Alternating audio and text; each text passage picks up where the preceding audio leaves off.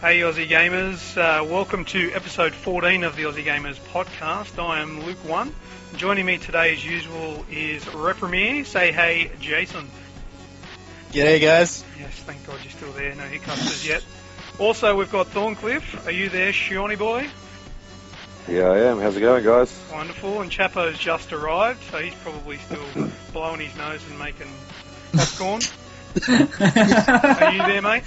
Yes, I'm. Yeah, Hello. Wonderful.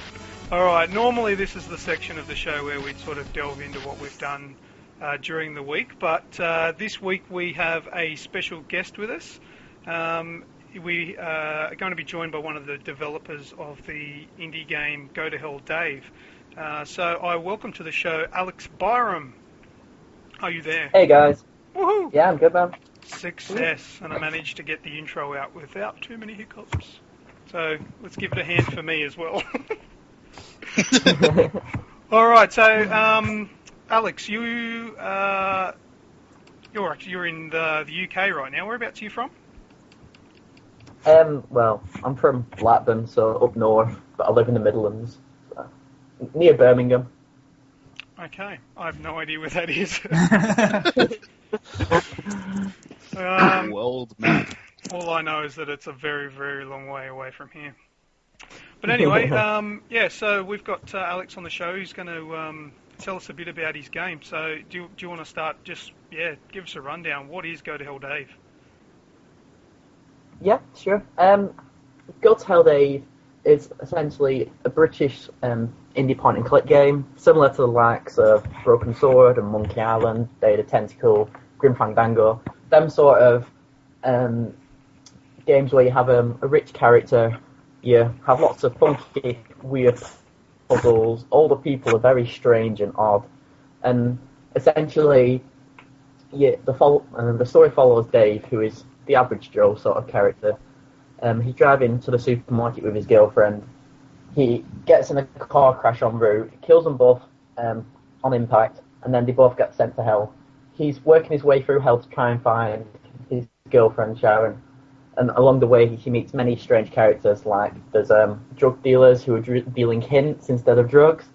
There's a Grim Reaper who's sunbathed in the desert, who is like a used car salesman. There is philosophers arguing over chavs. I think you call them bogans in Australia. Bogans. Nice. Yeah. That would be Chappo. He's a bogan. Yeah, totally. I'm going to hell now. Yeah, it's a big part of British culture that bogans are taking over, so we're trying to fight back. And lots of stuff that quintessentially British, like the British are normally, we like to moan about stuff. We like to complain a lot. We like to be miserable, but we're also very sarcastic.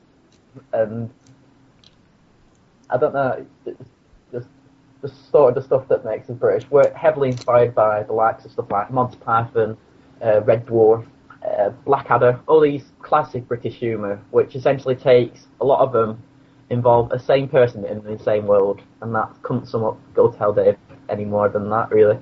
And it's essentially, as far as gameplay is concerned, it's old school point and click game. So you're controlling Dave, you're walking him around the map, you're collecting items, you combine them together to make unusual stuff.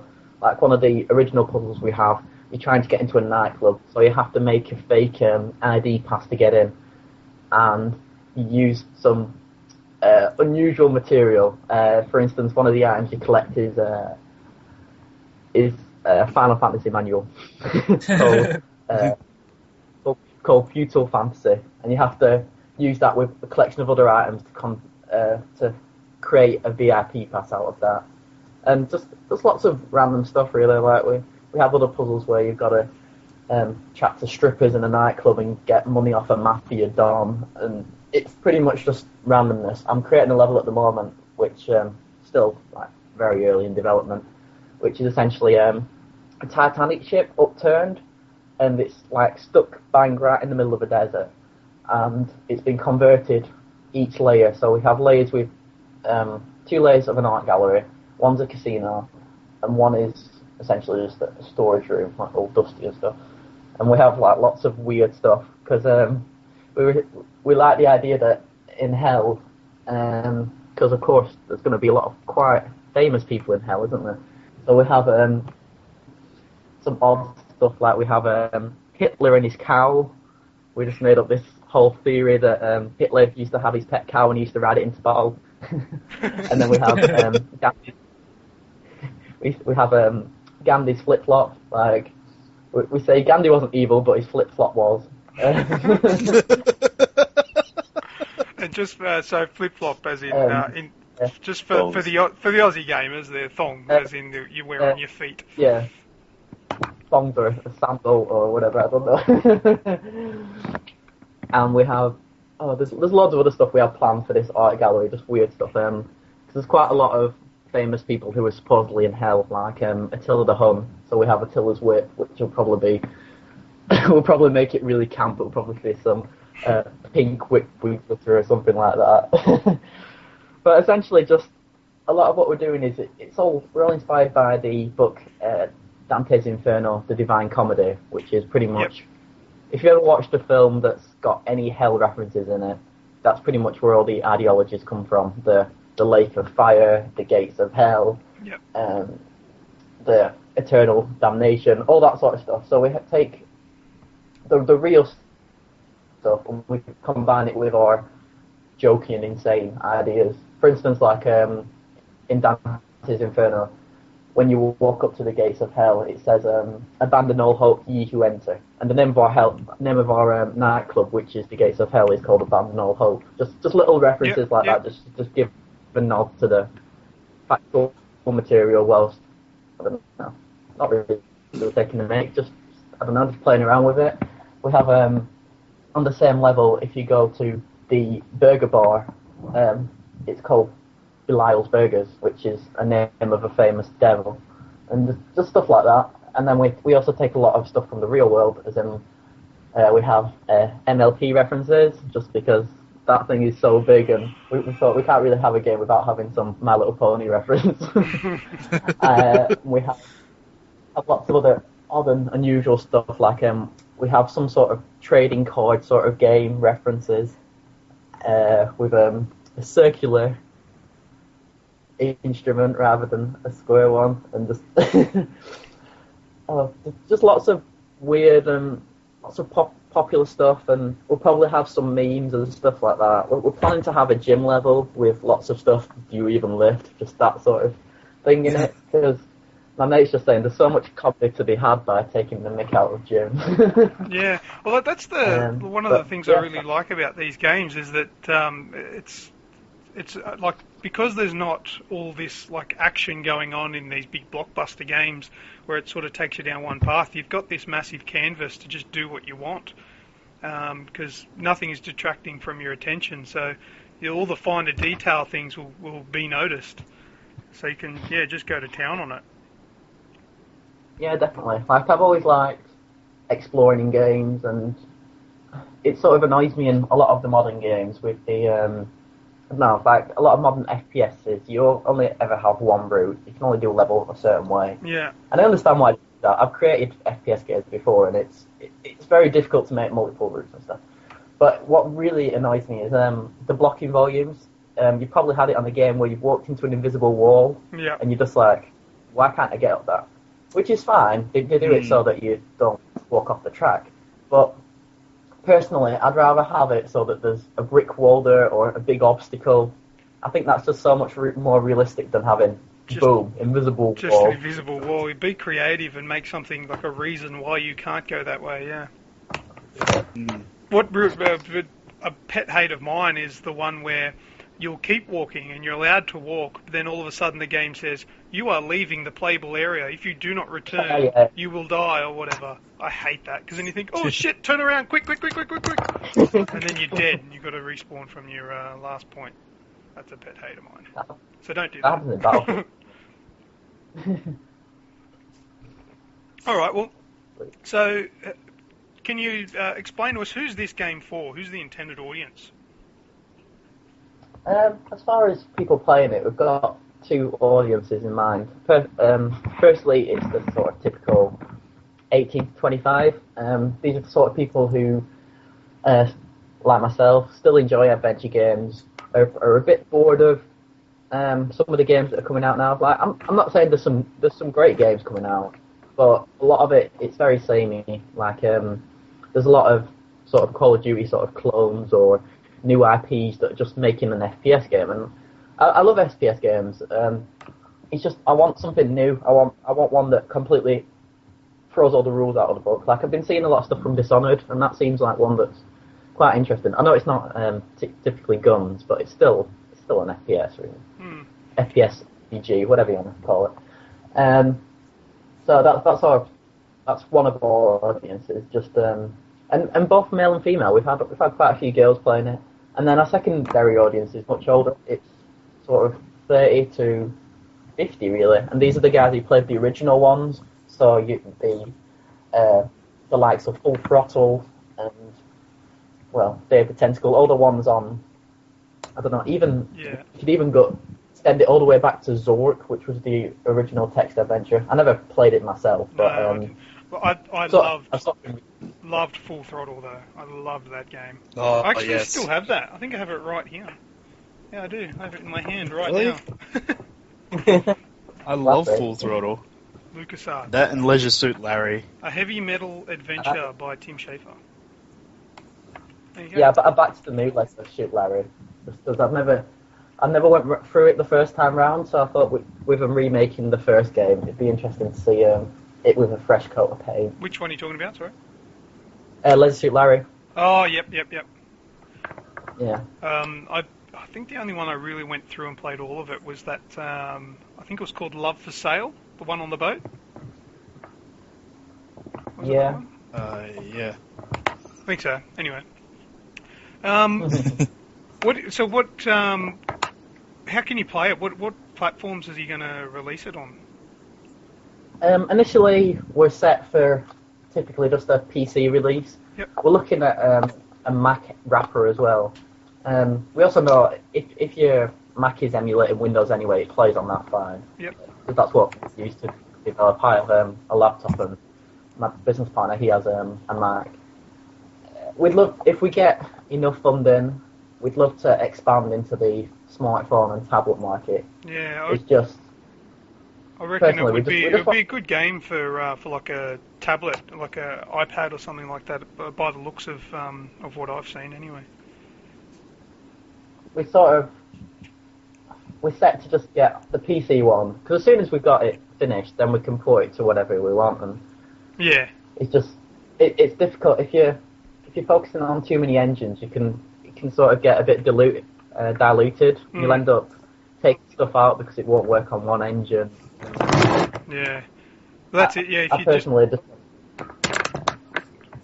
who's that? Somebody smashing on their computer. That's good old Chappo. That's Chappo. You can It was always. like loud as hell. I can't believe you guys could even hear that. I can barely hear my voice. It let alone sounded the like a keyboard. nuclear explosion went off on your end.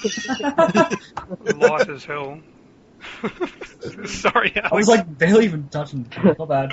I forgot to tell you the name. I don't know if you've noticed, but the nature of our show is very, what's the Random. word I'm looking for?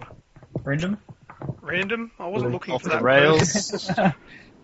I don't know. I can't even think of a word. It's very whatever. Does that make sense? Do you know what I mean? It's very whatever. yeah. That'll do. So good. Alright, where were we? I can't even remember now. But yeah, no, Oh, essentially with the engine one. Yeah. I'd love to go, like, it's my baby. It's not just a game to us. It's our passion. It's something we've always wanted to do. Even when we were little kids, we've always wanted to make adventure games. Like, I've made other games. It's just they're not the same. They're not the sort of work that goes into this sort of project. We plan to do a full 12-month cycle on it. And we're hoping to launch a Kickstarter that can raise additional funds, because as much as I'd love to just work on it for free, I need food. Yeah, there's only so I need much to be you able. can do.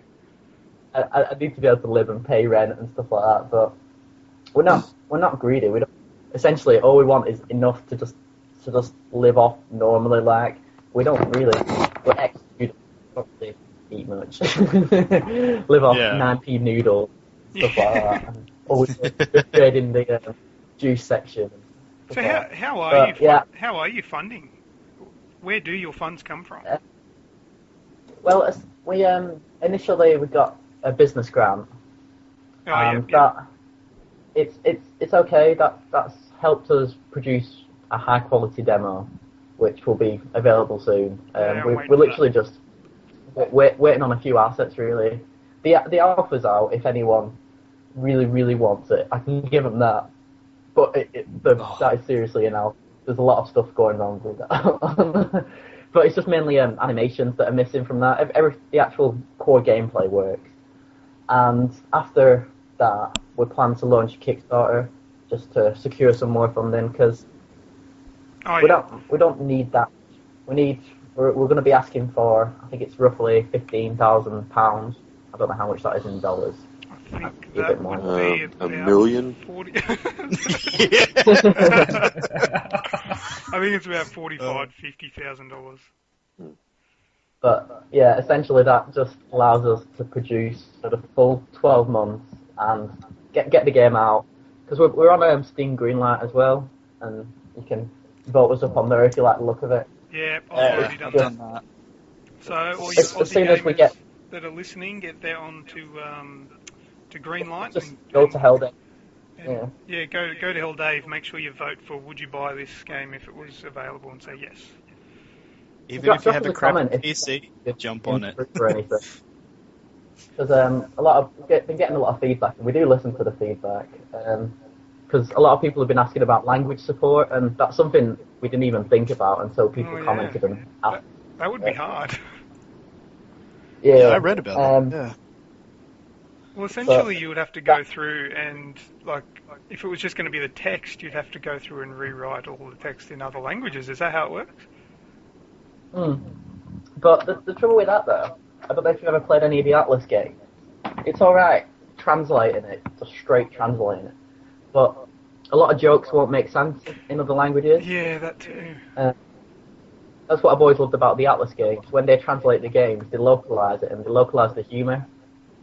So they're humorous in both Japanese, American, and English. Yeah, well that's it. But you'd probably need locals to help you do that. And obviously, big budget games you could manage that, but I reckon that would be very expensive to work out. If you need someone, I'll be Bogan Dave for you.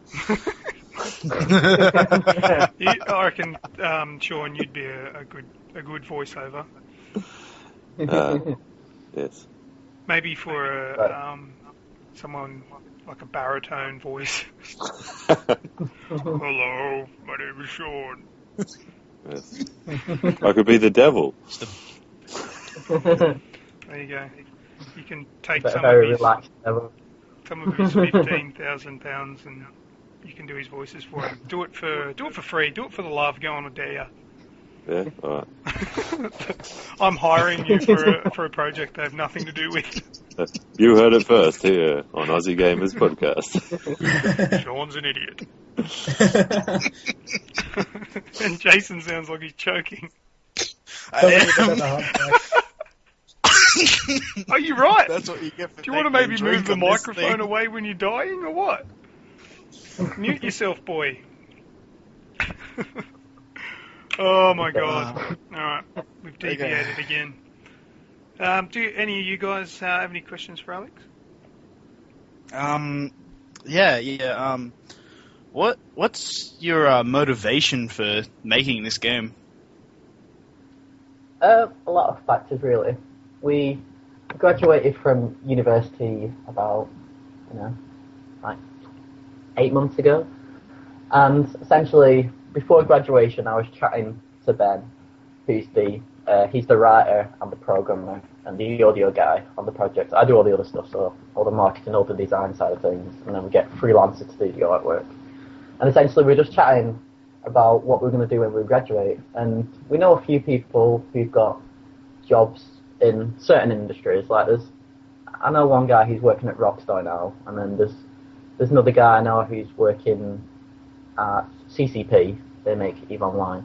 But apart from that, there's not really many people I know who got jobs in the AAA industry. And we thought, well, if we're not getting a job in the AAA industry, you end up getting a job in the indie industry, and you end up making, not that there's anything wrong with it, but just like a little smartphone game, a sort of Angry Birds sort of clone, which is fine, and if that pays the rent, it's just we wanted to do something much bigger, and well, we thought with both our passion for adventure games, why not just do it alone? Why don't start our own company, create our own game, and just don't answer to anyone really, because that's one of the big things I know as far as Ben's concerned. He likes doing his own thing and not really taking orders from anyone. And I'm the same really, but I don't mind taking orders from someone if they know what they're talking about. But there's nothing worse than working for a boss who's just an idiot and doesn't know anything, and they're just like, oh, do it this way. It's like, well, no, you don't actually know. And there's always that saying, you don't get rich working for somebody else. That's it. You guys, Also, not to mention deadlines and stuff.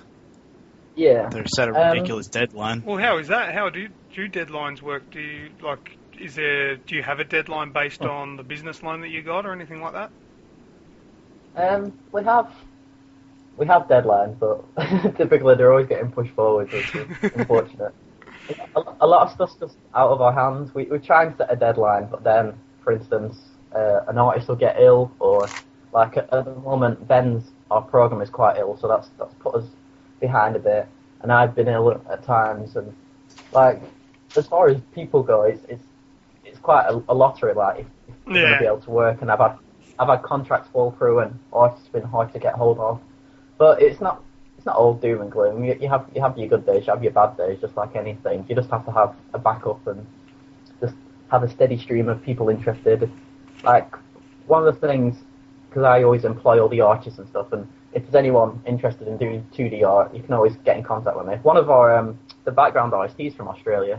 Oh yeah. Sydney. Yeah, I remember.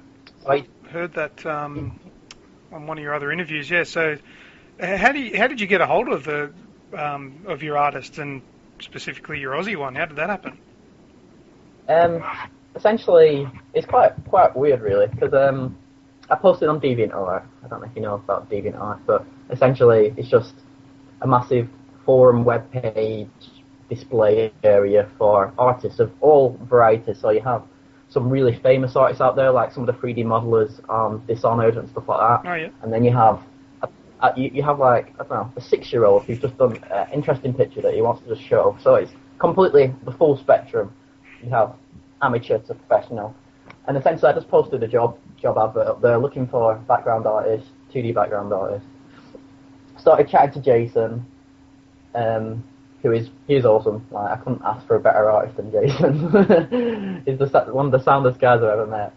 And he just started working. We started paying him, and it's just been a perfect sort of work bond. He enjoys what he's doing. We enjoy working with him. It's a pleasure to work with, and we pay him. He gives us artwork. Like how simpler can it be?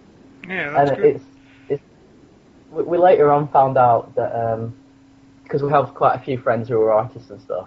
One of my friends who's an artist called Gagan, and he organises a page called GDS World. And essentially, what they do is they have competitions and they have little draw-a-thons and stuff like that. And he was saying, essentially, he sort of moulded Jason into an artist, as in like he gave him tips and stuff, and he was there from the beginning. And he's been doing these competitions for a while, and his artwork's got, like, if you look at his artwork from like last year compared to now, it's a huge difference. He gets better like every week, really. And it's just funny because he's got the same sort of grant as me, and he's at the same university. So it's essentially like a small world. Like he knew Jason before I knew him, and I'm just like, well, that's blown my mind. But yeah, stuff like that happens. Same with the other artists, really. We have typically not many of our artists have been in the UK. We have one in UK in Stoke-on-Trent, and we'll probably enlist him again to do some other work if he's available. We had another one in Brazil, one in Poland, and literally I'm not all that bothered about the money. All I want is someone who's passionate about it and who is good at what they do.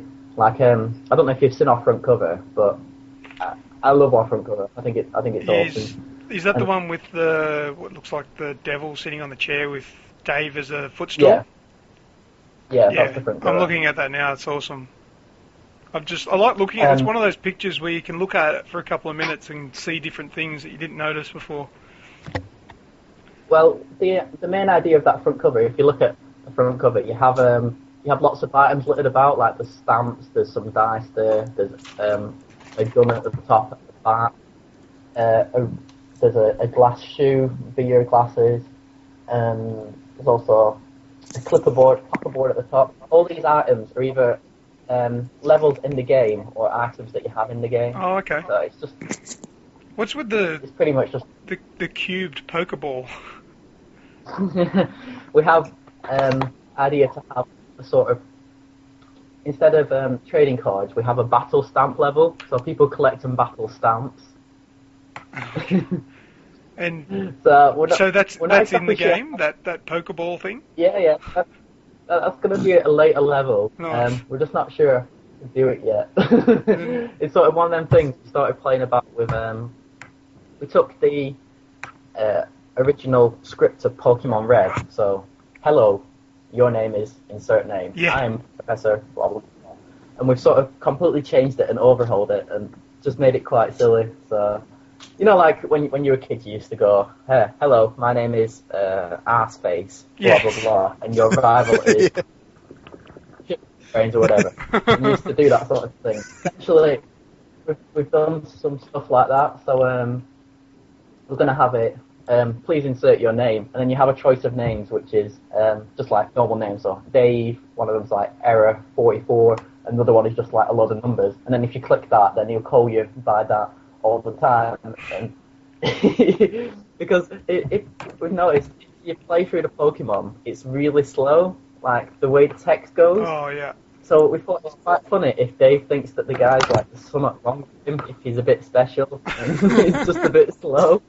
So he just goes, hello, hi, you must be Error 42. It's just like, the space is really unnatural.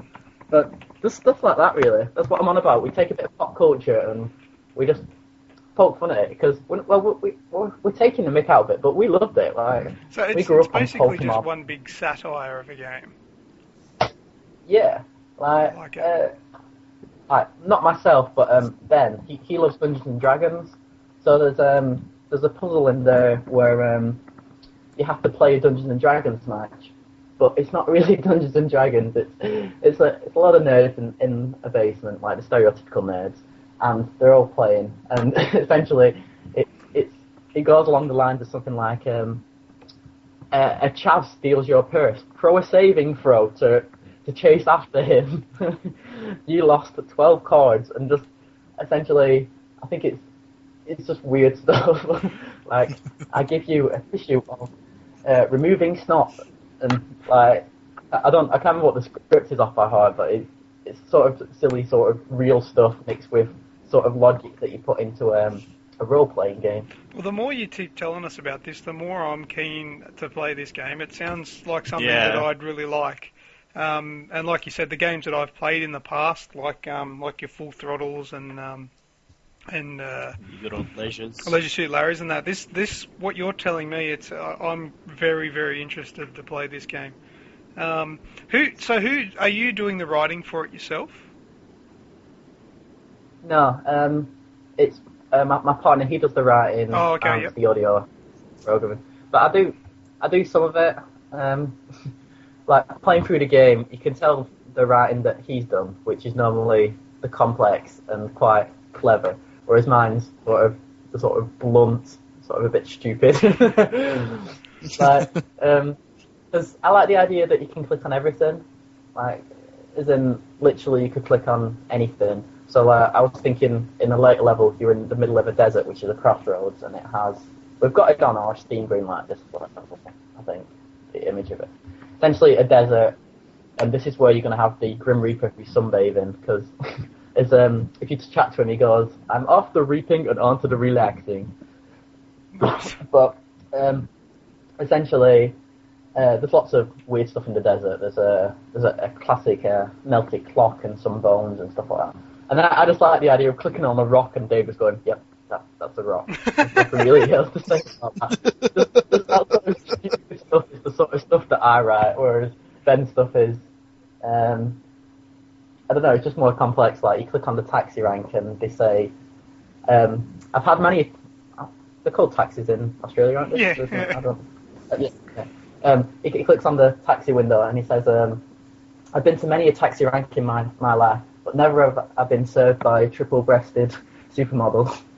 But anyone viewing it from a different angle could theoretically not see this site. So we're sort of just teasing the audience. And we're thinking of having maybe some fourth wall breaking. Like, I like it and I don't. Like, do you watch much Family Guy? There's quite a lot in there, and sometimes it works, and sometimes it sort of it goes on too far, and it breaks the flow of the program. But yeah, it's you got to be very careful with that. And I think we plan on doing some stuff, but not all that much. Awesome. But yeah, I can always, if you really, really want to play it, I can always drop you an alpha build of the game, and you can be a tester on it. I would absolutely love to do that. That would be awesome. But just me, don't give it to Jason, Chappo, or Sean. Just me. Oh. It's just no, seriously, I would love to. But apart from that, the whole functionality is there, and we add new stuff every day. Like, for instance, we added a mission sort of reminder, because I don't know if you played any of the modern ones. Like, I've been playing the Back to the Future one. It's pretty good. Yeah. I had a quick go of that, but I've played. Is it anything like The Walking Dead? Walking Dead's by the same people. Oh, well, there you go. So what were you I going think to say? Ghostbusters has got one as well, don't they? Oh, yeah. I think it's just called the video game or something. I think. What were you going to say about it, Alex? But no, just essentially that at all times you can always go to the top of the menu and you can see what your current mission is. So that's just something that we just put in, like, literally yesterday, because we didn't have it in before. But I don't know if you've ever done this with games. I do it all the time, especially with RPGs. I'll play it for a good full week, and then something will come up, either work-related or whatever. I'll stop playing it for some reason. And I'll come back to the game, and I'll literally have no idea what I'm doing. Oh, yeah. I do that a lot. Yeah, same. And because of that, I very rarely finish any big games, like RPGs or, I don't know, any game other than, like, some sort of short 5-hour game. Like, I've done it with God of War a few times. When I come back to it, I was like, what was I doing again? Where was I going? But yeah, just having a little mission at the top. Why does my character have a big floppy dildo in his hand? Oh, that's right, because I'm a weirdo. He's playing Saints Row 3. Yeah, that's it. That's one of my favourite games. We do have a puzzle in the game where you have to dress up as a stripper. I may or may not enjoy that part of the game. That's for you to decide. Yeah, go to your sort of demographic. No, I think so. Nice. But yeah, just stuff like that, because I got my degree was in game design, so I sort of like to think I know the sort of stuff that needs to go into a game, and the little stuff that's always bugged me, really. Essentially, I'm making a game that isn't annoying to play. It's frustrating, because there's gonna be some bits that you're stuck. There's always points where I'm stuck in point and click games. Like, I've been playing one on the PSN and Xbox called Red Johnson Chronicles. Have you ever played that? No, I haven't even heard of it. Oh. What's it on, sorry? It's probably not. It's on the PlayStation Network or the Xbox Live Network. Red Johnson? Red Johnson Chronicles. And it's really cool. Essentially, I don't know what it's like on the Xbox, but on the PlayStation one, it's a bit like the controls play a bit like Heavy Rain. So you literally use all of the controller. You'll be, like, for instance, one of the original puzzles. Essentially, you play detective, and he's trying to solve murders. Do we even have this game here? No, I don't think so. I don't think we have this game here. How long's it been out for? Oh, it's been out for ages on the PlayStation Network, at least like 2 years. And on the second one's recently come out, so you might have So got there's the a bloody one. sequel and we don't know anything about it. I'll go to the PlayStation website. Oh, I can't type. But essentially like one of the opening puzzles. You need to get a newspaper out of a newspaper machine. So like you shake the controller and it rattles the machine a bit, and then like you flick one of the sticks and he bangs the machine on the side, and then you can poke your finger through the hole, and then some extra money comes out, and it's just it is a point and click game. I don't get any money out when I poke my finger through the hole. Yeah.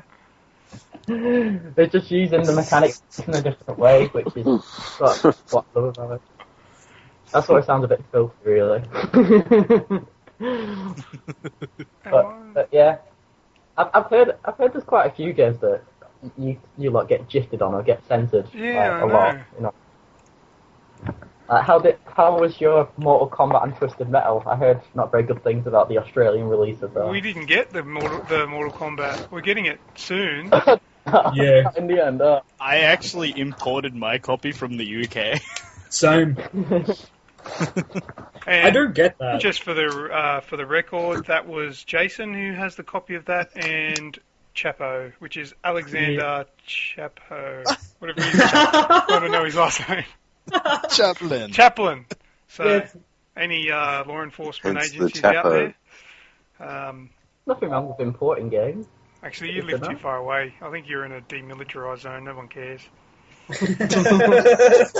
I've got this Red Johnson thing up. It's on our Australian PlayStation webpage. I've never seen it. I've never seen it. Sean, you're our PlayStation aficionado. You haven't heard of it? No.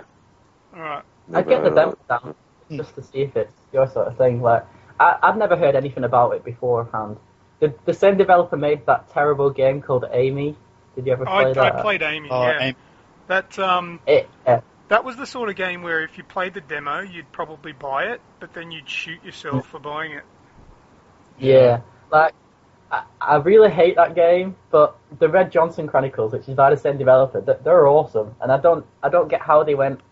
I think they sort of just missed the mark with Amy because it's almost there, but the combat was full. And my issue with Amy now, I'm a father and I have a 4-year-old girl, and sometimes I'm like, I want to go to the shops, but if I go to the shops, I'm going to have to take my daughter with me, and I'll have to hold her hand and watch where she is all the time and go, why would I want to go into a game where I'm supposed to escape reality and do the exact same thing and hold hands with a little shit the entire time? So I didn't like it does make me laugh, because if you ask many gamers, like, the worst missions in games are escort missions, which is essentially what the whole game is. It's like, I don't know what. What were they thinking? It's unfortunate, really, because like by the trailers and some of the stuff I saw, it looked really awesome, and I was just like, that seems quite cool, but then I bought the full game like an idiot, and it's not that good. I haven't completed it. That's frustrating. It's just, it feels broken. Yeah, I watched a video on YouTube of a guy playing it, and he absolutely raged at this part where he had to hide or something, and like he was walking through all these, are they zombies? I don't know, whatever they are, and they just kept getting him, and he just couldn't get past it. And I think he ended up breaking his Xbox trying to play it. So I decided that I would keep my 1,200 Microsoft points or whatever it was, and I never purchased it. I'd definitely keep them. However, by this time next week, I'm going to hunt down this Red Johnson's Chronicles and play the demo, if there is a demo. Yeah. Give it a go. Give it a shot, right?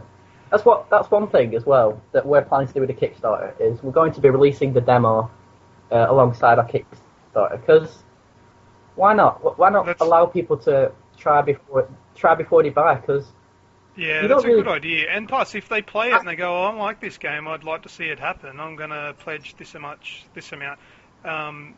Actually, for people that don't know, Kickstarter, it's kind of like a fan-funded sort of thing. Is that how it works?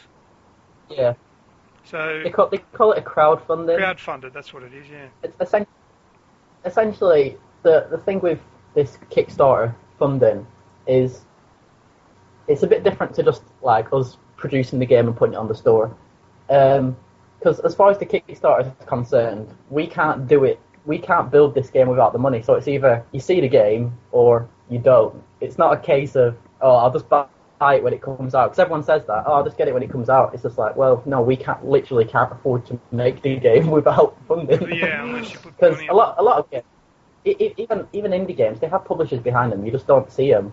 And trying to go all on your own and keep all the IP and keep all the rights and stuff like that it's expensive and it's risky. But I don't know if you're passionate about it. And also, like, we're going to have some interesting tiers and stuff. Like, we have the typical tier, so like you have one where you get the game, one where you get the game and soundtrack, one where you get the game and a PDF art book. And we have an interesting one that's going to be a much more expensive tier, where you get to be a character in the opening level of the game. So we'll ask you for a picture, and then we'll animate you as a character in the game. Just stuff like that, and essentially, I've backed loads of Kickstarter campaigns. I backed Double Fine one, the Pinkerton Studios one, Leisure Suit Larry, So and a few others. what happens if like 50,000 people go for that one?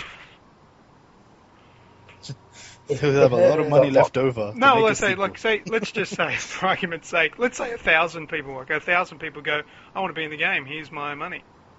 And then you go, shit, how are we going to put 1,000 characters in the first level?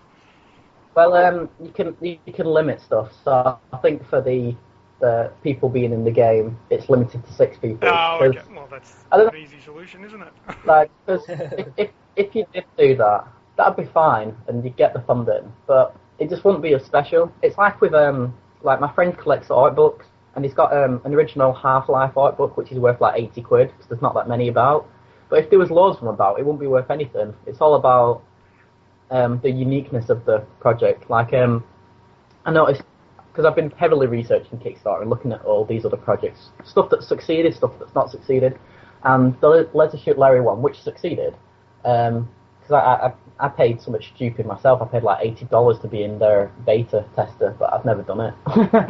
Bit of a waste of money, really. But I get the finished game, and I get the PDF, and I get a T-shirt and stuff like that. But essentially, on theirs, they had like some load of expensive tiers, which put you in the game, put your characters in the game. But it had like 50 opportunities to do it, and I just don't think it becomes as special when there's loads of chances to do it. Yeah, there's 50 others doing it, yeah. I saw one that was really cool for this game called Intrabang, which is, I think it's sort of like a platformer beat 'em up. And what they did is they said if someone donates $10,000, we will build a multiplayer version of the game. Like, how awesome is that? And the person who donates gets put down as a producer on the game. Wow. And I thought that's a really cool idea. But I can't really think of anything I could do personally on that. We plan to have an RPG, like, sort of built into the game, sort of a Final Fantasy sort of esque RPG, old school RPG built into the game, but we're not sure. That's more like a pet project that we're working on rather than the full-fledged game. What, like on a little arcade machine inside the game or something?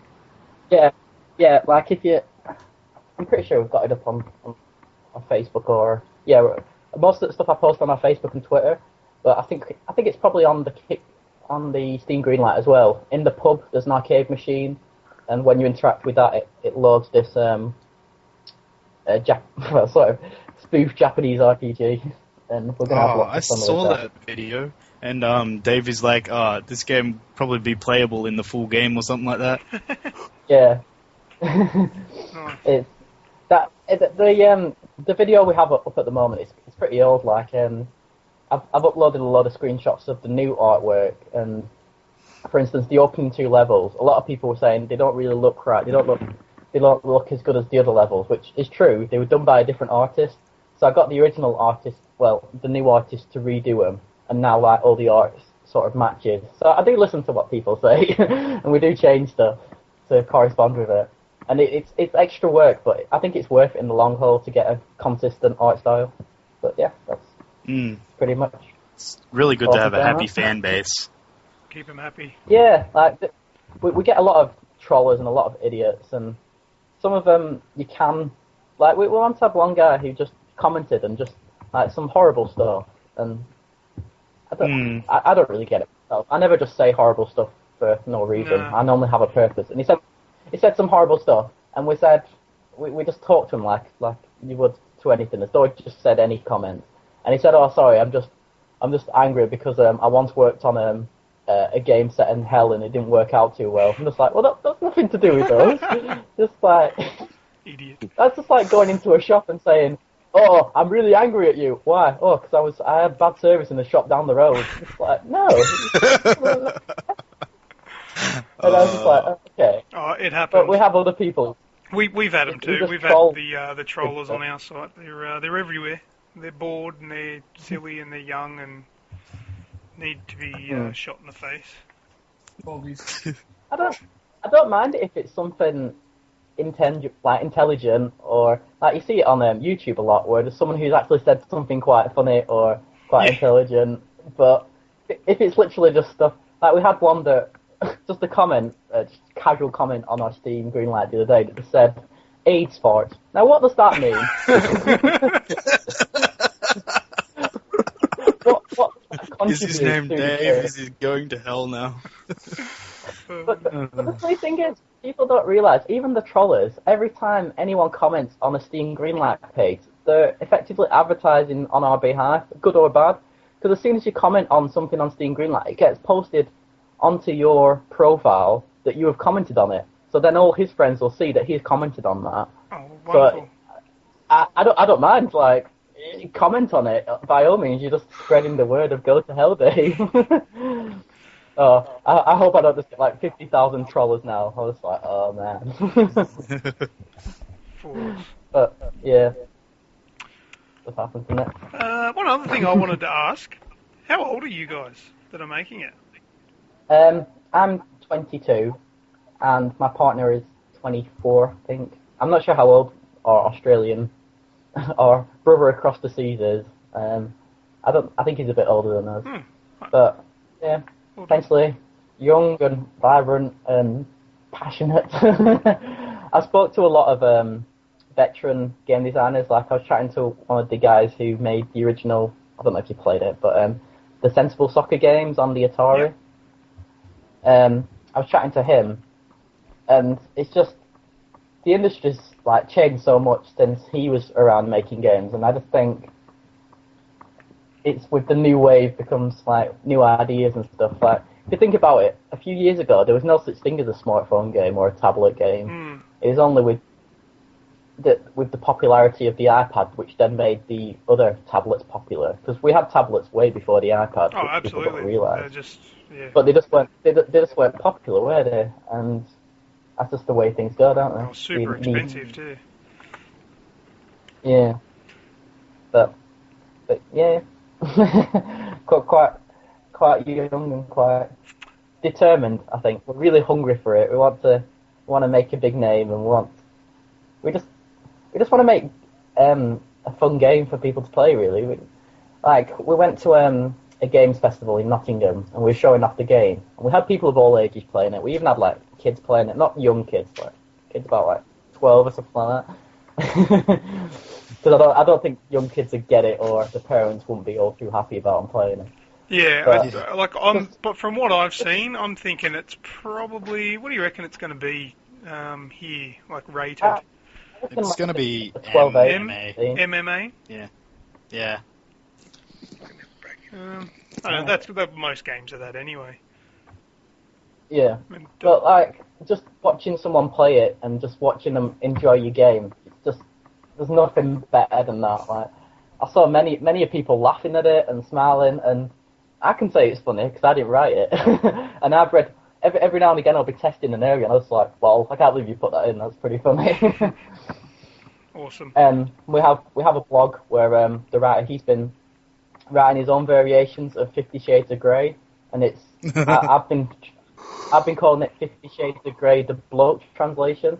So essentially, it's because a lot of stuff about is that book popular in Australia as well? Yeah. It's really popular in the UK. Massive. They sell them in bloody supermarkets here. Yeah, but the actual book it's hilarious, some of the stuff that they come out with. And Ben sort of translated it into lab, so you don't need to read it. Yeah, if you want to laugh, I'll get onto a blog which which you just search God Hell Day blog, and they're all on there.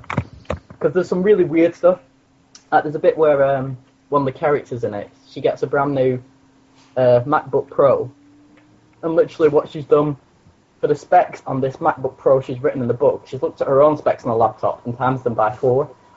So it has like something like 16 gigabytes of RAM and a 2 terabyte hard drive and just some ridiculous specs for a Mac which wouldn't exist in the real world.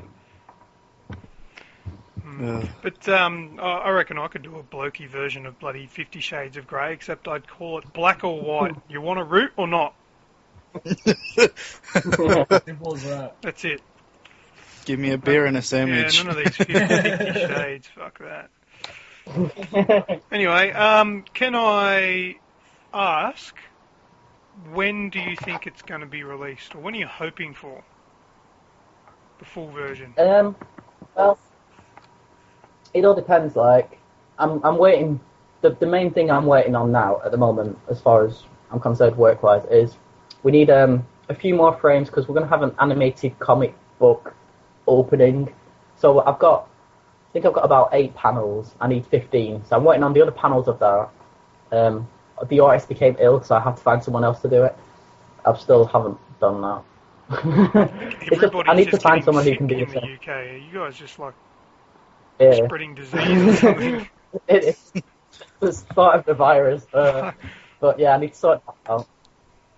Also need to find another character artist. Like we've got one in mind. It's just getting all the paperwork and all the contracts signed and stuff like that. Getting all that sorted out. And once I've done that, then I've got the demo, and then I'm going to be sending that out to sort of anyone who wants to play it, really. Awesome. Or anyone who wants to blog about it or podcast about it. And then we launch the Kickstarter. If the Kickstarter is successful, then probably, I don't know, because essentially we're going to do it episodic like the Walking Dead game. Mm-hmm. So we in Hell, there's the theory of Hell is there's 9 circles of Hell. We're going to say there's 9 floors of Hell and use a lift to transfer between each floor. So we're going to split it up into 3 levels in each episode. So episode 1 will have essentially we're giving you the demo, which is half of the first episode. So you get that, and then you'll have another 2 levels to go on top of that, and then it'll snowball from that. I don't know. I think it roughly will take us, maybe 4 months to do each episode. Once we've got like the steam rolling and we've got everything in place, because a lot of it's just setting up stuff, setting up the paperwork, setting up the new artist. Because as soon as you've got the artist, like we've got Jason, who's the background artist, as soon as we had him, now it's just steam rolling out levels. It produces a new level every 2 weeks, apart from the one we're working on at the moment, which is massive. And it's like, I don't know, it's like double the size of any level he's done so far. But I don't know, I sort of like, just because we've been thinking about how the levels are laid out and stuff, and we've had very long levels and very small levels, because our typical size is just 1024 by 768, which is the same size as most people's monitors. So that level's motionless and it stays in its own space. But then we have these massive levels where the characters can walk through, and we're just sort of trying to make interesting environments and just anything to just keep the player playing, really. Like, I've got bored of seeing the same sort of thing in a game, and there's nothing worse than you get up to a point and you're just like, I'm a bit bored now. A good game should keep you going, and keep you going past hunger and thirst until you're starving. And like, I don't know if you've done it, but I've played games where I've just been literally, I've got Civilization on the PS3, Civilization Revolution, and I can literally get up in the morning, start playing that at 10 a.m. I won't be finished till 6 o'clock in the evening, and I'll just be like, shit, I didn't eat today. Yeah. It's that bad, and just, yeah. Do you know one thing about some games that I've played, and it happens more often than I would like it to happen.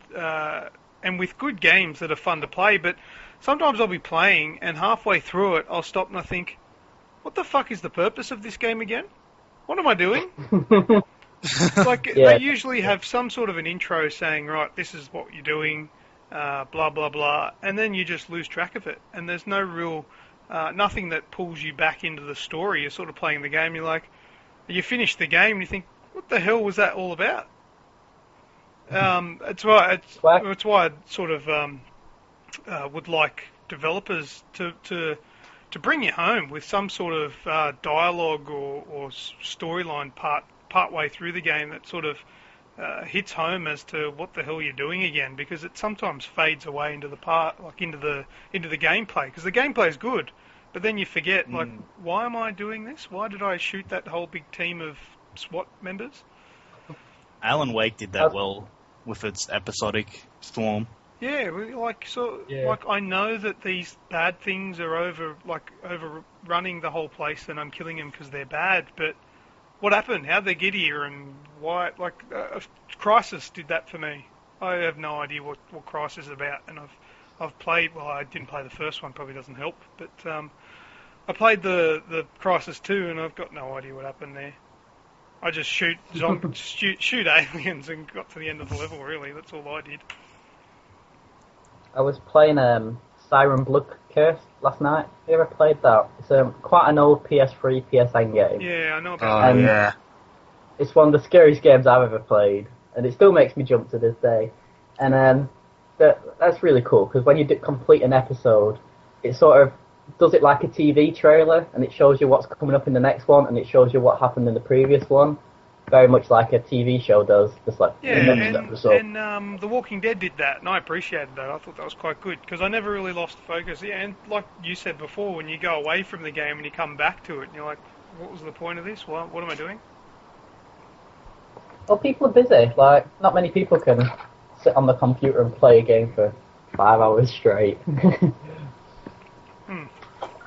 They need something to refresh the memory of what they're doing. Like, I used to get it a lot in, like, one of my favourite RPGs, Final Fantasy IX, and I'd play that game for a full week, and then I'd go away and come back, and I'd have no idea where I was going, or what my goals were, or who I needed to speak to. Like, I think that's one of the worst things, when you see in one bit, they go, oh, go and speak to such a thing, and you're just like, who? What? Where is he? What's he look like? You just end up clicking on everyone until you find someone who, well, yeah. Cool. Good. All right. Well, what we might do, we might go for a bit of a break, stretch our legs, grab some water in and out, and we'll be right back. But through the magic of editing, you listeners will think that no time has passed at all. So we'll be back shortly.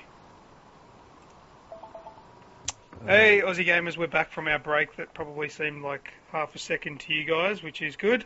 Ooh, puberty.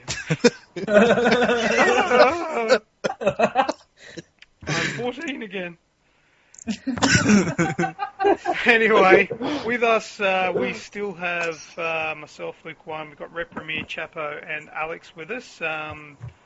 Thorncliff has had to go to bed because his mum had a go at him and told him to stop shouting into his computer and go to bed because he has to be up early in the morning for school or work or trampoline school or something.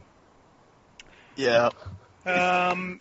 Anyway, what we're going to do now is we're going to continue on with the show, and Alex is going to stick with us and just join in and be one of the... Actually, you can take Sean's spot. You can have his pay as well. And Shall I go on my... Sorry? It doesn't matter. You cut out, I didn't hear. All right. It's like what's his purpose in life? Sean's? Thorncliff? I need instruction. I need to build on his character. Oh, To have a deep voice and be a PS3 lover. yeah, to love PS3 and go to bed early. And tell Xbox to go shove it. Yeah, I hate Xbox because Yeah. PS3 man. Anyway, we'll just talk about. I'll start off with what I have done this week. Jason and I got the Nazi Zombie Army game. Is that what it's called? Nazi Yep. Zombie Army? Sounds funny when you say it quick. Say it 10 times real quick. Go on, Jason, do it now. Nazi Zombie Army. Nazi zombie army, Nazi zombie army, Nazi zombie army, Nazi zombie army, Nazi zombie army, Nazi zombie army, Nazi zombie army, Nazi zombie army, Nazi zombie army, Nazi zombie army. I'm counting, was that 10? That was 10. I counted with my fingers. Okay. Well, very good. I hope it was 10, because if you were counting with your fingers and got it wrong, you might have some issues there. You did actually pretty good. That was good. Played that. That game is brutal. That is so hard.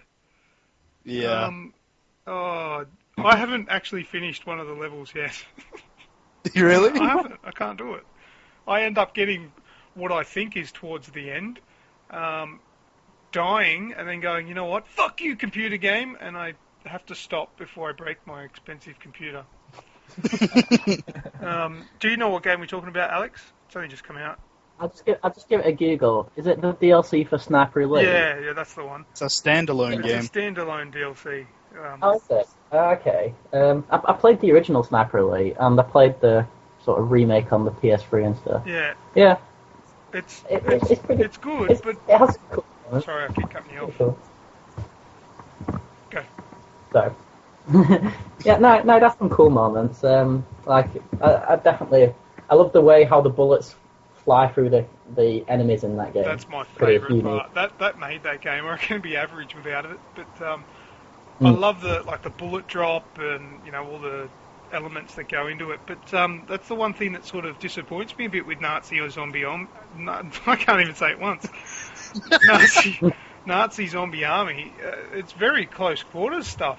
Like the longest shot that I've done so far is 100 metres, and Sean's calling. Maybe his mum let him stay up. Let's see what he wants. What do you want? Oh, I just thought I might come back You're in. calling in sick tomorrow. Nah, that's alright. You decided that you couldn't handle missing out on the action. Yeah, I thought I might come back in. Oh, all right. Well, He misses you already, Alex. I've already, Yes. Sean, I've already given your part of the pay to Alex. No, that's fine. Yes. I spent it a lot. Yeah. All right. Sean, we're just talking about Nazi Zombie Army. I said it right. Uh-huh. Yay. Which isn't available on anything other than PC at the moment. Is that right, Jace? Yeah, that's right, yeah. Yeah, it's a bit of a shame, but it's good. But like I said, yeah, the longest the longest shot that I've done was a headshot for 100 metres, which is nothing. It needs more snipe stuff. But For a game called Sniper Elite, not enough sniping. yeah, that's right. I mean, the normal game was actually quite good doing those 6, 7, 8, 900 metre snipes, but in this one it doesn't seem to have it very much. I've only played a little bit of it because I keep getting my ass kicked, but maybe there are some better levels, I don't know, but where I'm up to, yeah, it's not really. I will try and power my way through it to find these good levels. Yeah, and then you go co-op, and then the enemies quadruple. And they're like 4 times harder. Well, yeah, and it's just a very, very hard game. I don't know. Maybe I'm not that good because I'm using keyboard and mouse, but yeah, it's a very hard game. Also, I played the old one Sorry. on PS2, and I played the old one on PS2, and I was shocking at it. My mate was pretty good at it, but I just used to end up just constantly just having to crawl about and just try and survive for a few seconds whilst he killed everyone. See, I can. I think I played the original one on the original Xbox. Yeah, see, I can It was shoot really them. good. Like Yeah. I'm a pretty good shot using the mouse. But when it comes down to it, and there's that many zombies, and then there's the kamikaze zombies, even though they're Nazi, all of a sudden they run at you with headbands on, like kamikaze Japanese headbands, except it's got the Nazi symbol on it. They run at you with explosives, and like when you're playing co-op, like 3 or 4 of them at the same time, and then like 20 or 30 zombies coming down on you, it just gets ridiculously hard. And this is on the easy setting, Cadet. Yeah. Imagine what the hard's like. That'd be a joke. We couldn't even beat the first boss Yeah. because there's just so many zombies. Like, I actually ended up getting a 10-for-1 kill shot on zombies Because there was that coming many up the of stairs. Far out. I didn't know the bullet would travel that far. Anyway, Yeah, I didn't think it did either, but when they're point blank, apparently it does. there you go. Well, anyway, I'll play more of it anyway because it is fun watching. I'd just like to know. know who gave the zombies explosive technology. Yeah, well, that's it. And It seems kind of ridiculous. Like zombies are like dead things. They don't have guns. They don't have. Yeah. Oh, well, my I god. guess Explosive. it Come on, depends like- on what zombie lore you're reading into, I guess, because these There's- zombies I was gonna- spawn out of like the ground. Like they don't crawl out of the dirt. They like spawn out of like a devil symbol that's on the ground, and they come up through it. Even when you're in a building 2 stories high, they spawn out of the ground and shit. So Yeah, that's the whole Nazi zombie army part, because it's a zombie army from hell just spawning. Yeah, it's bizarre. And yeah, there are sniper zombies as well. That jump between They buildings. jump. those- They jump like Trink. like they jump in that game. What's that game called where they jumping all over the place? Starts with an S. Help me out. S, that Not jump really. all over the What is that? Sniper Elite. That's the one. Snapper Elite Nazi Zombie Army. I can't remember the name of Starts it. with S. It was an Xbox game, I think, and you could throw cars and stuff. And You mean Prototype? never mind. Moving on. Anyway, they jump like Superman over buildings and all that, and they have sniper rifles. There's also Is it not Crackdown? that's the one. Doesn't start with an S at all. Crackdown is the game I was thinking of. Yeah, Crackdown. I was just testing you. Well done. Yeah. I'll double you. Point to Alex already. Yeah, I'll double your pay, Alex. Yeah, Crackdown where you're jumping all over. But yeah, there's also like the Juggernaut zombies, which are like juggernauts from God. Call of Duty that just walk really slowly, but take about 100 bullets to the head to kill, and they've just got a machine gun. So they've bent all of the rules for zombies in that game, but it's fun, but it has its downfalls. I also started playing this yesterday, the new Tomb Raider reboot. Oh, I want to get that on Oh the PS3. my god. So, What I can say is this is the instruction manual on how to do a reboot. I've played a couple of the older Tomb Raider games, and I didn't like any of them. The only reason why I came back to Tomb Raider after the first one is because I got the Nude Raider patch. So I reinstalled Tomb Raider and used the Nude Raider patch and laughed for a bit at Lara Croft naked on my computer, and then never played it ever again.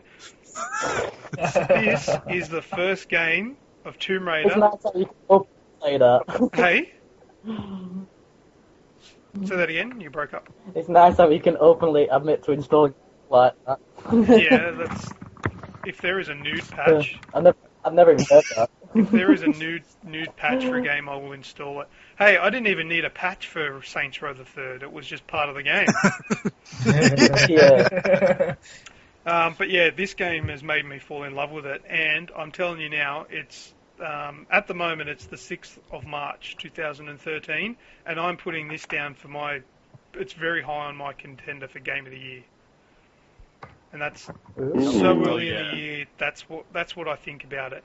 The actual the graphics are fantastic and the gameplay's very Uncharted-like. But hey, Uncharted's a great format and it works. And as I was saying to Jason Well, earlier, if you think about sorry.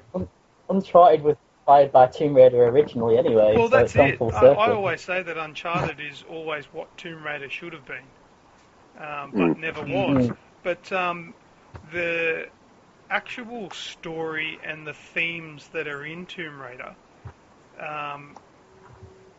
in my opinion, kick Uncharted's ass. I play it and I'm drawn into it, and I watch it, and a couple of my thoughts have been, oh my god, I can't believe this girl who looks so young and innocent is going through all this shit. And you actually see her evolve. And it's no spoiler. It's been out there if you've been interested in the game. But it starts off, what's her name? Lara Croft is very young, very sort of green. She's not this hardened Tomb Raider that we know. It's the beginning. It's a reboot that started off, and you actually see her turn into what she is from the older games, and you play through those scenarios that turn her into that Tomb Raider, and they do it perfect. And I'm playing it and I'm thinking, oh my god, this game is amazing. I only got the game yesterday. I've already put about 6 or 7 hours into it. So that's all I'm going to say about that game, because I don't want to ruin anything. All I could say is, if you liked Uncharted, you should love this game. It's brilliant. Yeah. So some of the screenshots were made of that Hunger Games, even like the way it's in the forest and stuff, and she's using the crossbow to kill wild animals and stuff like that. Yeah. It's had flashbacks to the Hunger Games. Yeah, well, I mean, it's fun using that crossbow just to shoot chickens and rabbits. And not get chased by the town folks and get killed for it. Well, yeah, that's Skyrim. Skyrim. No, it's that part of it, the mechanic in it is really good and works really good. I enjoyed that.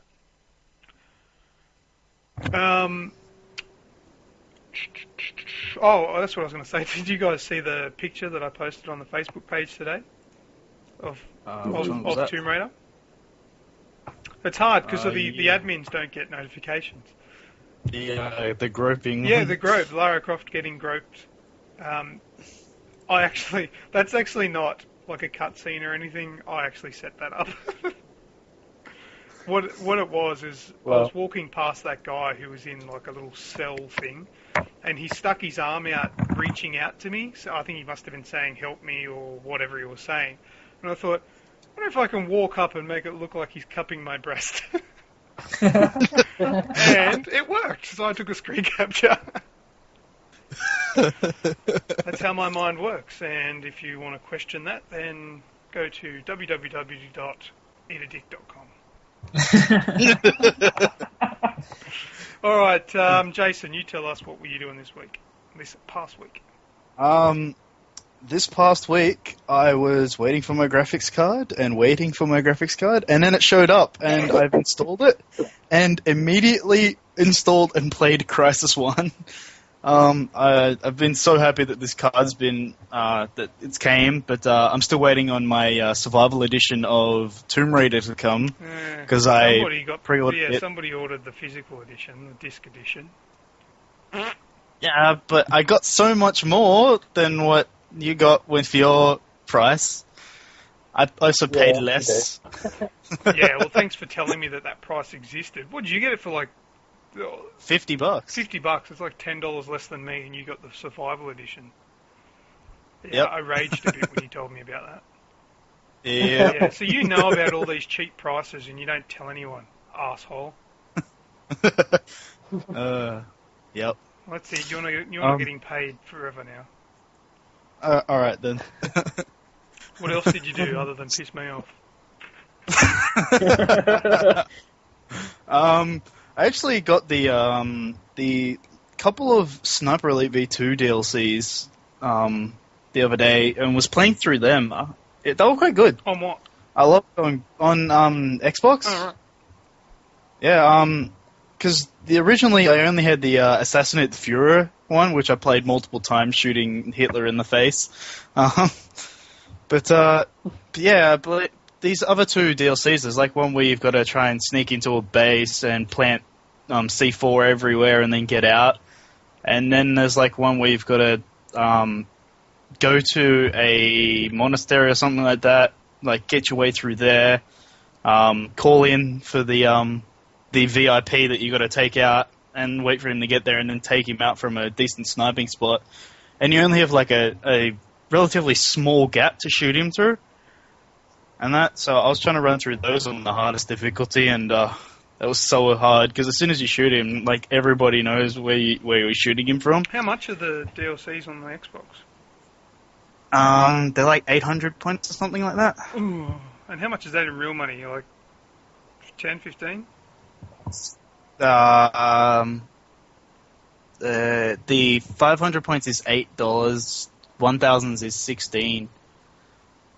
So This is where Sean would normally cut in and say, you wouldn't have this problem if you were the PlayStation, because it would just be normal money. yeah, Yes. it'd cost a little extra, and the downloads would be twice as big. Yeah. But Sean's tired. He's past his bedtime.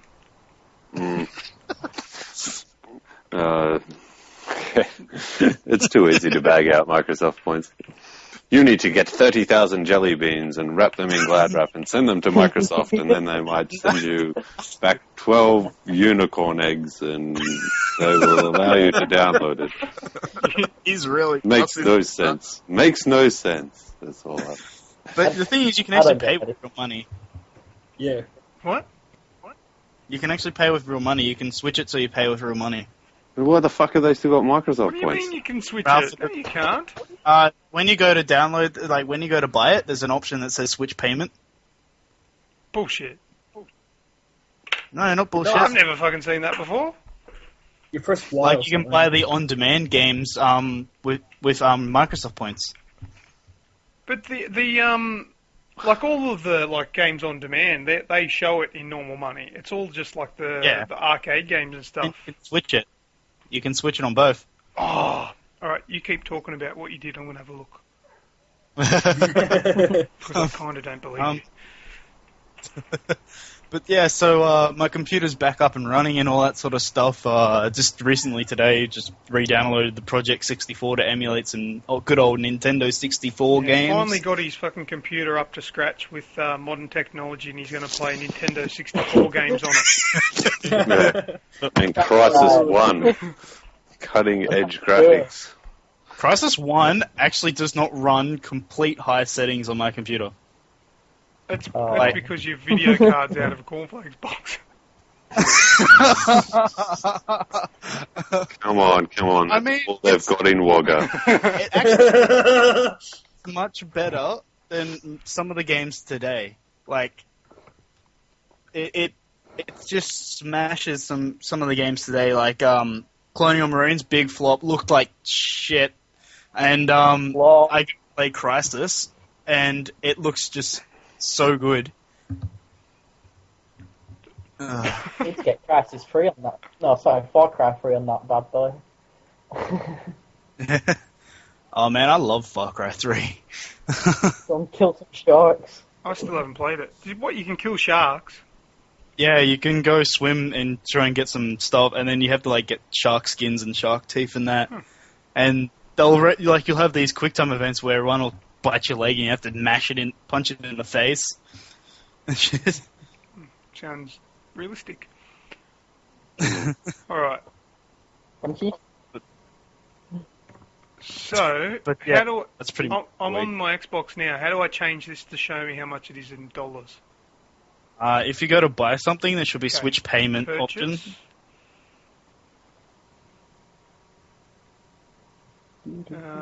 Confirm download, add points, limits on use, cancel, select, cancel. I don't see this. You gotta press Y or something, or X. Y, I think. X.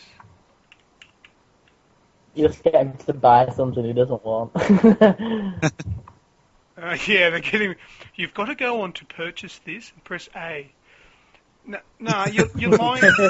now, You, that'll adventure. you're being misinformed. It's not. It doesn't. You can't. Hang on, I had to. This is like the up-to-date dashboard too, and I don't know what you're talking about. If I press Y, that's search. If anybody listening knows how to do this or knows that these guys are full of shit, just send me an email or something. Or post on the page. Because I've got no idea. Oh, Xbox is giving me a tip. It says, say Xbox. Oh, hey, look, it says it's thinking. Xbox. I just picked up on what I said, and it Bing searched for, what did it say? YouTube says Xbox. It Bing searched for it. What an idiot. Hey, Xbox, you're an idiot. Reminds me of like Portal 2. Say Xbox, or like say Apple, and you push space. Good old Portal 2. Let's see if I can control it. Go home. Go home, fuck, Xbox. You drunk. My Xbox is walking out the door. Stupid thing. Anyway, moving on. Chappo, Yes, what's your week been like? boring. Very, very boring. Alright, moving on. Sean, what's your... Well,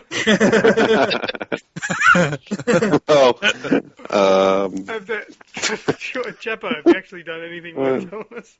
I've just been playing some games, really. Oh, no, don't tell us about that. Fuck. It's fucking irrelevant, isn't it? Today, I don't know if actually, you I just realise, but that's pretty much all I've fucking done as well. What games have you been playing? Just today, I got back into Realm with Mad God.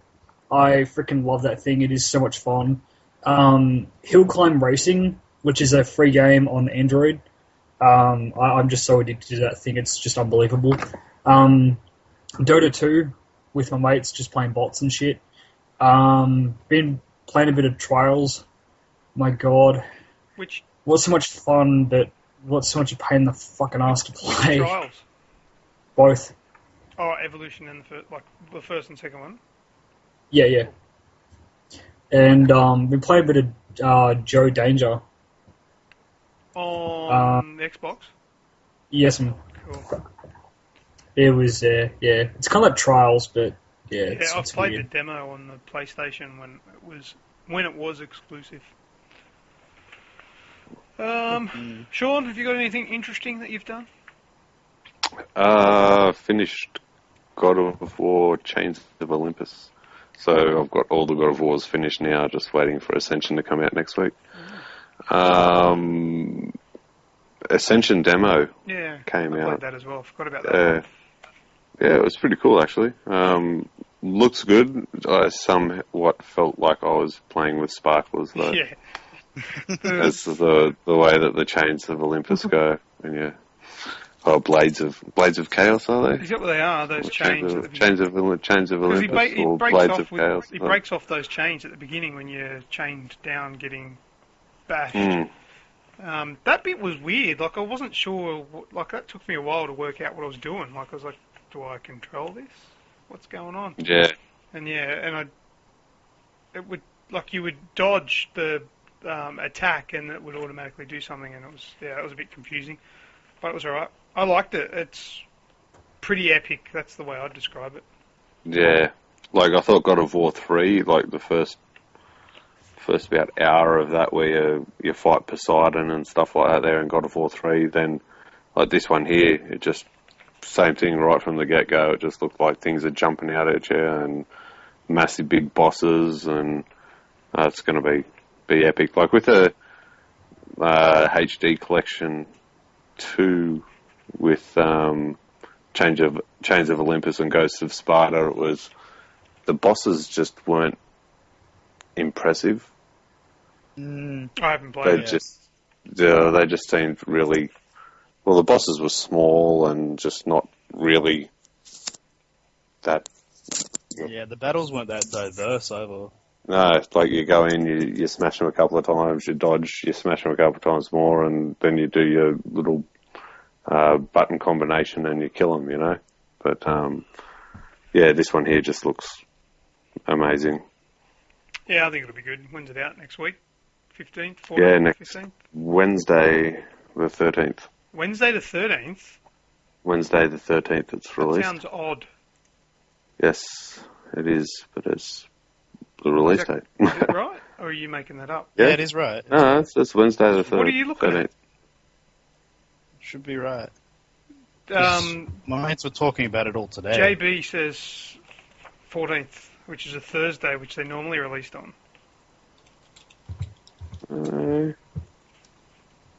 God of War Ascension on. release date. March 14th. This is where everybody does. Just everybody Google searches.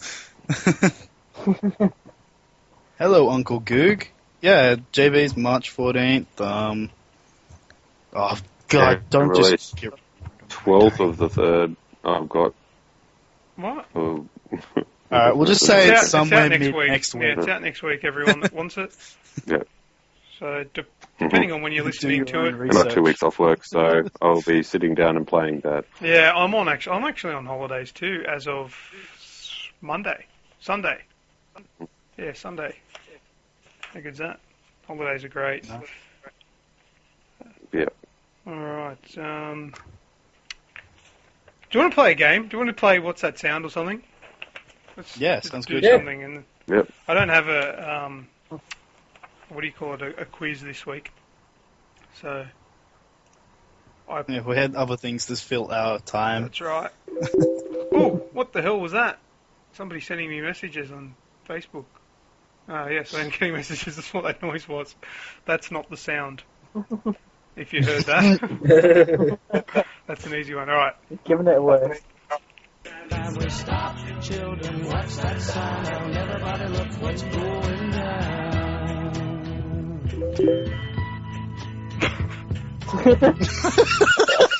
Fuck off, Daniel. That's not the what does that sound. He's recommending a movie that I watch. Oh, well. All right, let me get this sound up. Where is it? I don't know if this one's going to be hard or easy. Alex, go away! I don't know if it's hard or easy, Your but it's pay's gonna, getting cut. seriously, I'm gonna kill this guy the next time I see him. Stop writing messages. I haven't replied back to you. All right, let me play this. I'll turn it up a bit because it's kind of quiet. It's a song. I'm going to play the first first few notes and see if you guys can pick it.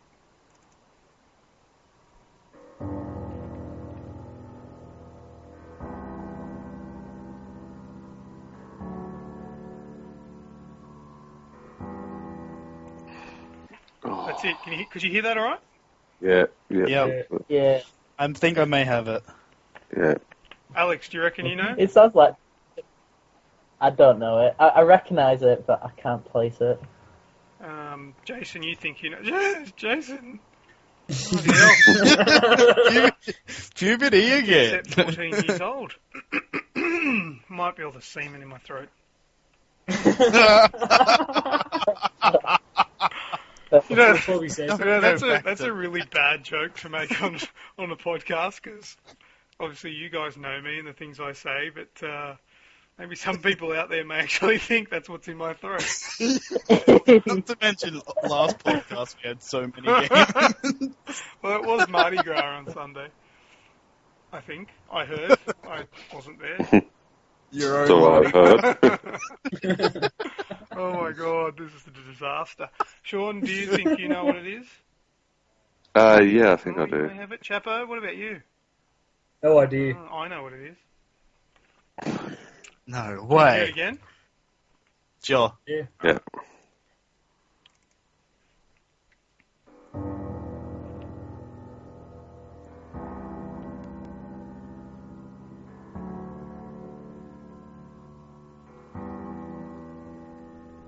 Oh, it's such an emotive sound, isn't it? Mm. Very, very emotive. I didn't have another word ready. All right, Jason, tell me what do you think it is? I think it sounds from Mass Effect. Yeah, it is. Awesome. Yeah, well done. Fuck, he knows everything, this guy. Alex, if you don't know, on all the other podcasts we have like competitions or little games that we play, quizzes, things like that. Jason smashes it every time. Undefeated champion. Have at you, fiends. Yeah. All right, I'll play a bit more of it. It's like a metal rock cover of Mass Effect 3 theme. It gets a bit heavy, I think, from memory.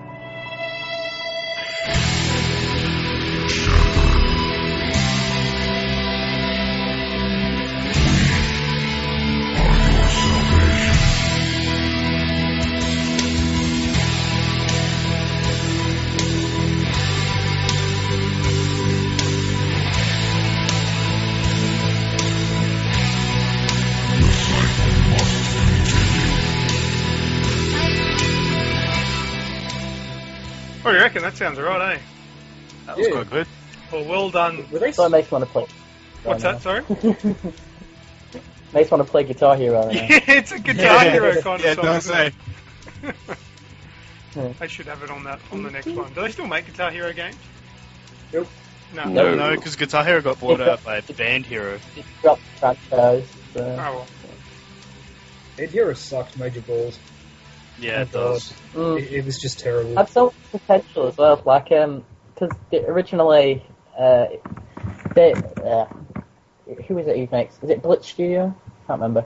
The guys who made Band Hero, they made the original game that was called Frequency and Amplitude, which was essentially a shoot 'em up mixed with a music game. If you ever played them games on the PS2, they are awesome, but so hardcore. Like, I've got Frequency, and literally, I don't know, I'd say a third of the songs on the game, you can't play unless you can do it on Expert. And it is so hard. Like, I'm pretty good at games, and trying to do Frequency on Expert, I had to make up my own technique that I called the finger roll, where essentially you roll your fingers over a controller, and it's really difficult to do. Yeah, I'd have no hope. 'Cause as much as I love games, and I reckon I love games freaking as much as the best, but I suck at them.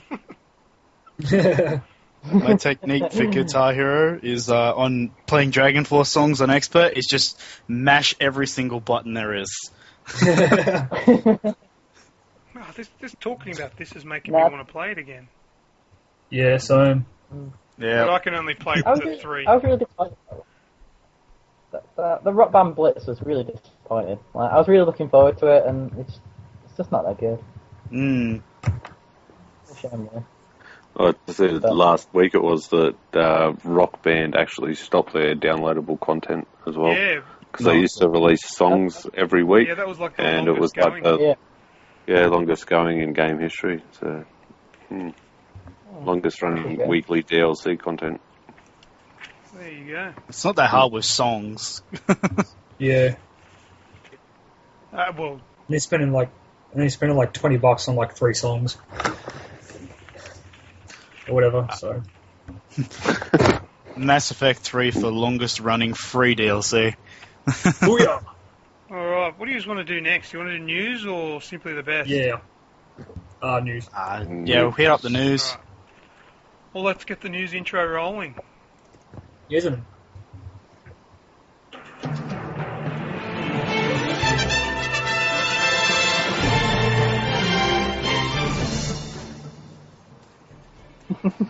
So, So there are screenshots of Arma 3, which I put up on the Facebook page today. Have you guys seen them? yes. Yep. I will go take a look at them because I actually haven't seen them They yet. look ridiculously amazing. I've seen some which I couldn't find to put on the page. They actually look like photos, like the street signs and stuff look amazing. But I recommend having a look at that, Arma good. 3. Yeah, I can see them. Oh yeah. It is a kick-ass Does game. look. Oh wow. Holy crap. The trouble with these sort of screenshots, though, you can never tell if it's actual in-game or Yeah. not, because, like, it goes back to that Aliens Coronal Marines, like, They got busted. Yeah. if you send a demo of that, there's literally none of that in the actual game version. Yeah. That one where they stood on the mountain, though, the side of that hill, that's pretty awesome. Yeah, I don't know. Like, I put that one on there, but I don't know if that's a photo or if that's in-game. That's the last game. Yeah. the it's others game. look like in-game, but It looks amazing. Like, the lighting is really good on that shot. This I reckon this game is going to need a future computer. What about the one on the top of the hills where you can see the rocks and the water line and stuff? Yeah. That looks cool. That's the one I'm looking at. And And the oh, one wow. with the plane Holy on it, the water and the water line. Yeah, it just looks mad. But yeah, you can't really tell these days. You have to wait and see until you see like gameplay video. But that looks awesome. Well, some of the images from Battlefield 3 look like this, and then when it came out, it's still very like one of the prettiest games I've seen. Like, but a lot of the preview images look a lot like this. Yeah, don't they? they're never quite what they show off, are they? I'm always a bit wary of any sort of screenshot Yeah. until I see actual game. Yeah. No, you got to be like that. Yeah, Colonial Marines ruined that for me. Gearbox, why can you only make Borderlands? Like, I love Borderlands games, but come on, Yeah, Duke Nukem Forever was terrible, and Aliens was They terrible. actually, Sega funded Colonial Marines, and Gearbox actually put some of that money towards making Borderlands 1. Well, So yeah, they didn't have all the funding that they had for it, and Gearbox pretty much outsourced most of their work as well for Colonial Marines because they didn't have much faith in it. But that doesn't make sense. Why would lack of funding make them go, okay, we've got this part of the game now, let's backscale it? Yeah. Like if it was Yeah. already done, it's a nice. it's done. What's Yeah. done's done. Why take it away? They should release the demo. I would buy the demo, but I wouldn't buy the full game. Yeah. That I had the same issue with Dead Rising 2, where I actually did buy the demo, but then I enjoyed it. Then I hated the full game. Yeah. Dead Rising Dead Case Rising Zero, Case yeah, Zero was. that was very good. I got that on PC, but they didn't ever bother putting controller support in, so I've never played it. Oh right, I hate that. I need controller support. Yeah. Jason knows my For them rage. sort of games, I love it Yep. with the controllers. Just to chill out on like my TV at home and just Yeah, I like chill with laying the back on the controller. lounge and playing my games. I don't really like being bolt Yeah. upright in a chair playing with a keyboard and a mouse. Not all the time, anyway. Yeah. Anyway, I heard about this. What about this for a joke? An Android developer ripped off Yoshi for a character in their game. Yeah. Alex, we wouldn't catch you doing that, would we?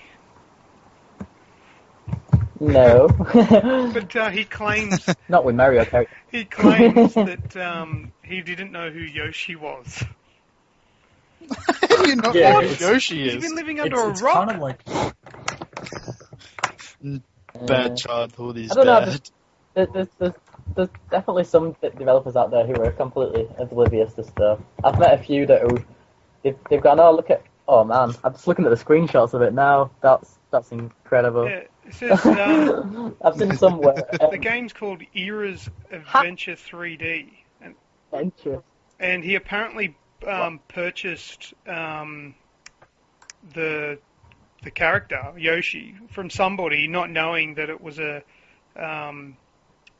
Super Mario Brothers character. And then after he started getting mails saying, "Yeah, dude, you stole Yoshi," he then Googled Yoshi and went, "Oh shit, I did." I don't know if I believe that, but why would somebody knowingly do that though? Yeah, he's got it completely accurate. Looks like he's just got Yeah, but he purchased. a 3D. Yeah, but he purchased that model Yeah. from I don't know who you would. He's probably just a programmer. By the looks of it. Like, if you look at the HUD on the side, it looks like he's just a programmer and they tend to live on the rocks. Like, yeah, that's it. It says, I purchased a cute character from Turbo Squid, one of the biggest 3D asset stores, without knowing the backstory of the character Yoshi, since I'm not a Super Mario fan. But how do you get into games and not know who Super Mario is and Yoshi? exactly. And, It's just stupid. But then Like, you've got to anybody- know that you're going to be busted the first time someone plays it. So maybe Yeah. he's just Yeah. a man that lives under a rock. I don't know, but I thought that was very amusing that actually happened. I don't get why you. I don't really get why you'd buy a character anyway. I'd just commission someone to make my own Yeah. character. But for the amount of money you pay on some of these Turbo Squid sites, like I bet. Well, it all depends on what he got for the character. But I would have paid just someone to make me my own. If you just wanted a dinosaur, generic dinosaur. But surely on the description of the model, it would have said this is a 3D model of the Yoshi as a green dinosaur. He probably had no idea. Surely it's not just going to say a green dinosaur model. I don't know. It's first I've heard. It's very weird. And He's Pretty never fair. known as the green dinosaur. the person that wrote this article that I read, it said you'd have to work extremely hard to keep yourself completely in the dark. And I agree. It's Mario's everywhere. Like it's in your face. It's like McDonald's and Coke. Can you stop assaulting your computer, Chappo? I'm going to move it every so often because it's hitting up my leg. You will need it to play on Go to Hell Dave. Jeez, don't assault it. Oh, I'm about to throw it on. I can just imagine him just smashing his face on the keyboard for some strange reason. Some games I've played like that, you win by smashing your face on the keyboard. What, Street Fighter? Yeah. That you throw your controller across the room and you've won. Anyway, Timegate Studios, they're one of the developers that helped to create Alien Colonial Marines. They've punted a whole bunch of people. Do you think maybe that they're saying it was your fault, you're fired? Yeah, they're putting the blame on people. 'Cause if you don't do anything, then it looks like you're not doing anything to fix the issue. But if you just sack a whole bunch of people, you're like, yep, getting rid of the problem. They were the problem, they're gone. So yeah, they've sacked a whole bunch of people. If it's the whole company, then surely there's something wrong with the management side of things. Yeah. I've really just noticed. Look how similar the logo is to the Telltale one. It's pretty much the same logo. But they've got stuff on the website about them. They can't be that ashamed of it. But they also made that Section 8 game, didn't they? Which was like typically an action game. I actually have that game. So you can see where I still haven't played it. I've had it for ages. Which game? Section 8. Section 8. I didn't really like Section 8. Yeah, I still haven't played it. I bought it for like $8 on my Xbox. And it's probably worth less, in my I opinion. got ripped off. I got some news about Square Enix. They have resubmitted Deus Ex Human Revolution for classification with the Australian Classifications Board. This sort of leads us to think that they're... I can't remember where I was going with this. Oh, that's right. They may be remaking the game for the Wii U. Because at the same time, they have also acquired the, what do you call it, like the web domain or whatever, something to do with Deus Ex and Wii U. So, yeah, they may be remaking it with Wii U sort of peripherals to put on the Wii U. I suppose that would work really well. I don't know the game. I Thinking haven't played any of them, so I don't know. But, you know, it would be really good. A game that I haven't already played on a current generation console on the Wii U. That would be great. I would really like it. Assassin's Creed 4 has been announced, as everybody knows. It's sorry? Pirate Edition. Yeah. And an actual pirate, not just a copy of it. But apparently it's coming out on the PS4 and the PS3, but it's going to have PlayStation exclusive content. Just like 3 did. So they're going to do that again, which is another thing that PlayStation, I guess, has got up their sleeve. However, in my opinion, and I think I probably do differ from a lot of people, but Assassin's Creed has flown its flag for me. It's too much of the same thing every time. I'm kind of over it.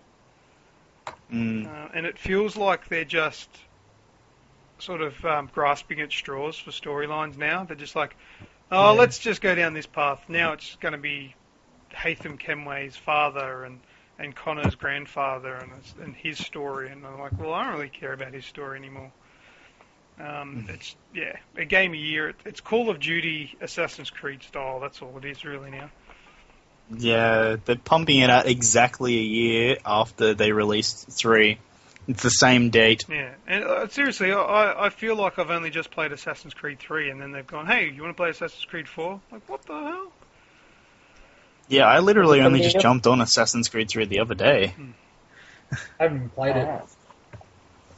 I haven't played the first one. I've got all the others, but I've never completed them. I've never played the first one myself. You I get played bored. every single other one except for the first one. First one's good. The first and second one, I 100% achieved on I Xbox. did play the first one, however, I quit because it was boring. But I don't think I was playing the game right. Because I didn't realise that you didn't have to go and do all the like towers and stuff. You know, where you would go up to the top of the jump. Yeah, the synchronization I didn't points. realise that was all optional shit, and I was going around doing all that, thinking that was a mission. And I'm like, man, this is the most boring shit I've ever played. And I wasn't much into I loved games back then, but I didn't really play them as much as I do today. So I gave up very easy. I learned about Assassin's Creed 1 when I was playing it on a PC, a gaming PC at my work placement. My temporary boss was just like, dude, like, we're not getting any people coming in today. Why don't you play this game? And I'm like, okay. I didn't think I was allowed to play games while at work placement. But he's just like, yeah, just jump onto this game. And I played it for probably like a solid 3 hours, and we'd just taken turns and shit whenever we died. Very good. That sounds like a fun job. I'd like to work there. Yeah. A fake Call of Duty Modern Warfare 4 website has emerged via Fusible. They've claimed to have 300 100% functional beta keys for the upcoming game. However, it's very fake. The website is registered to a person in Rhode Island and not Activision.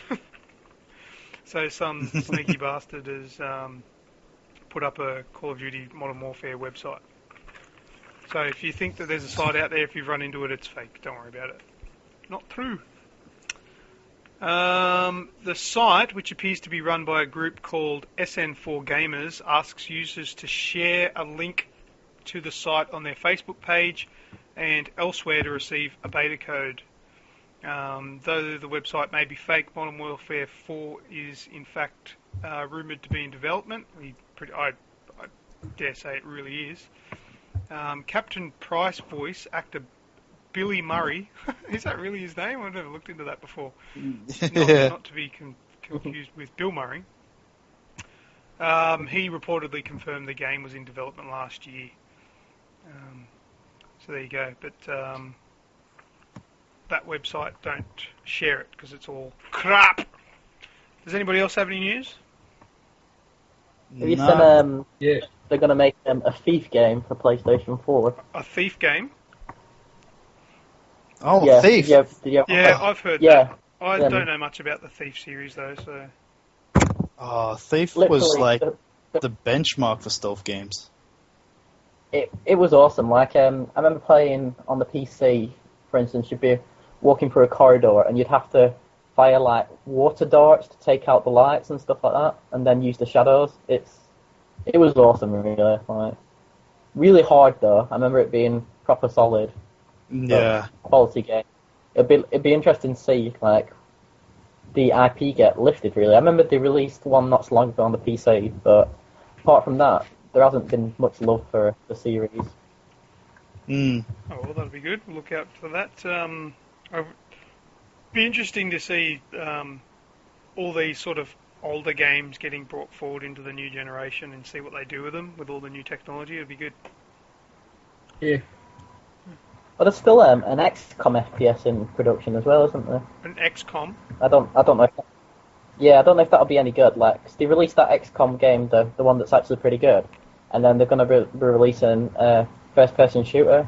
But yeah, I'm not all from that a sure how strategy game to a first-person shooter. So it sounds a bit like Syndicate to me. Is it Syndicate? Yeah. Did you play that one? That was based I off the remember Syndicate it. Wars I and the don't Syndicate think I games did for play PC, that. and it turned it into a pretty much an average first-person shooter, really. Yeah. The only one game that I've actually seen a really good strategy to FPS was Renegade, Command and Conquer Renegade.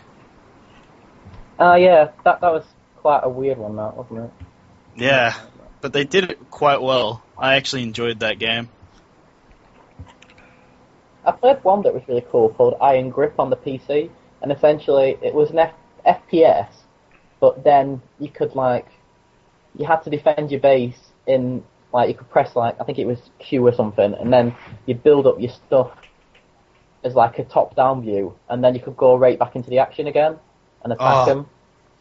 They It's got a another combination game of like that as well. It's Nuclear Dawn, I think it was called.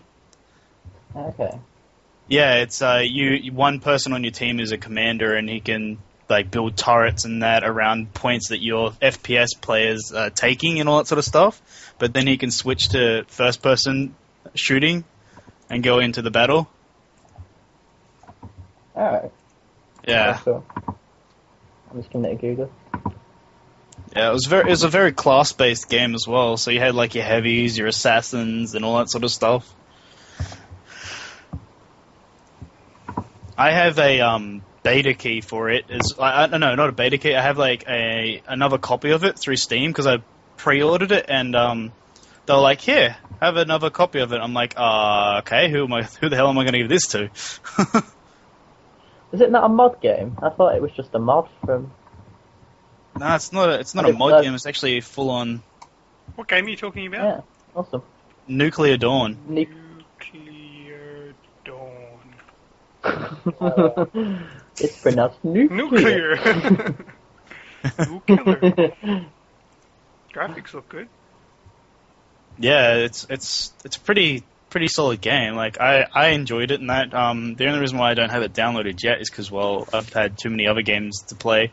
But I probably will be downloading it within the next couple of days. I've got an idea on what you can do with that other key.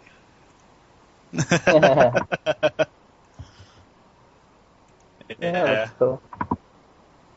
I used to play a top-down one. I still play it with my friends called Soul Survivor, and it's an indie game. But essentially, what I used to do is we used to just put it on. The music's really relaxing for a strategy game because it's what do you call it? It's a tower defense game. But you can just, I don't know, we used to just chat and play through it, and it's an awesome game. Nuclear Dawn was on the PlayStation. On the original. It was? Was it?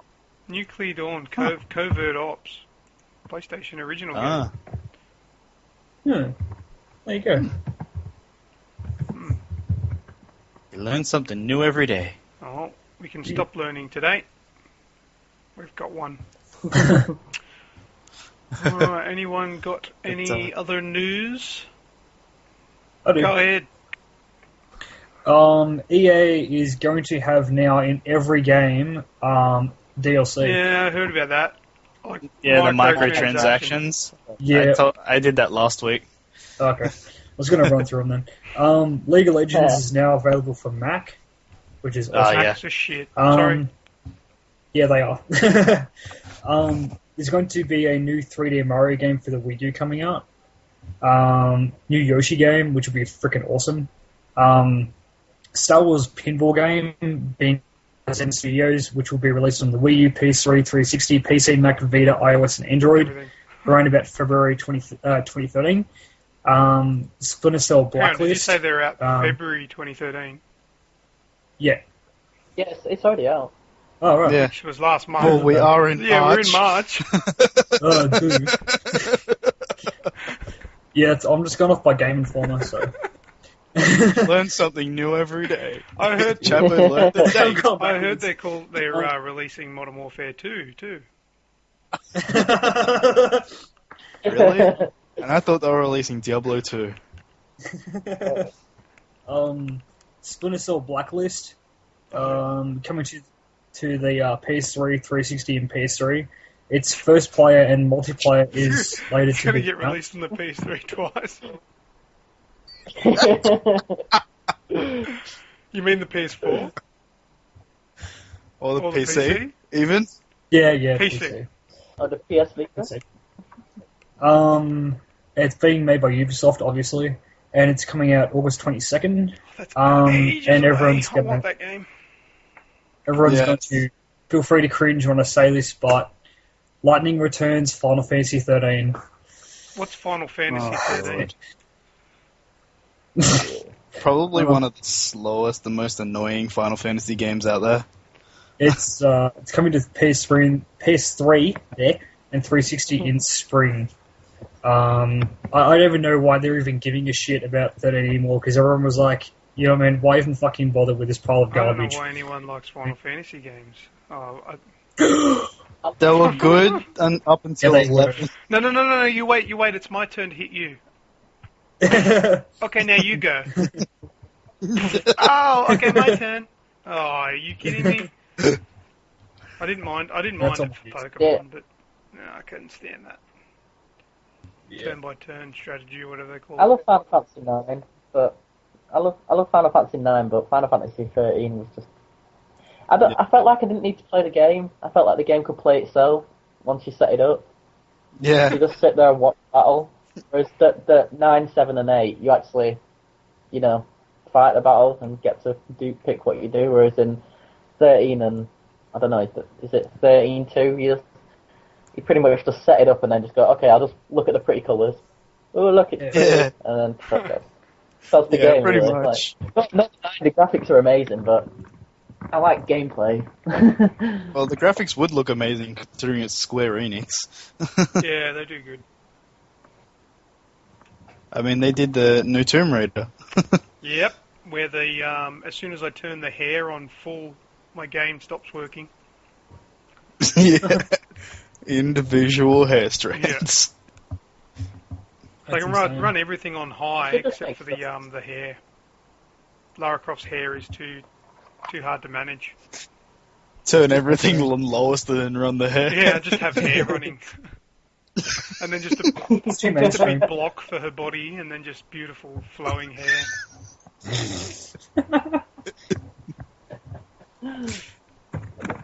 You should try that out. I really want to see what that looks like.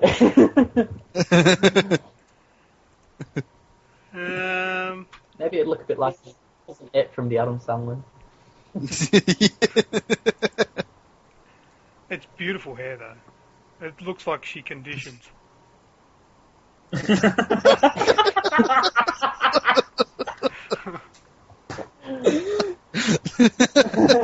Seriously, it does. What's your... What do you use? I use deer blood for my hair. L'Oreal Paris, because she's worth it. It's funny you make that mention about deer blood and hair. Play the game. Play the game. Anything else? Has anyone else got anything interesting that they've learnt through their week that they want to do a bit of show and tell?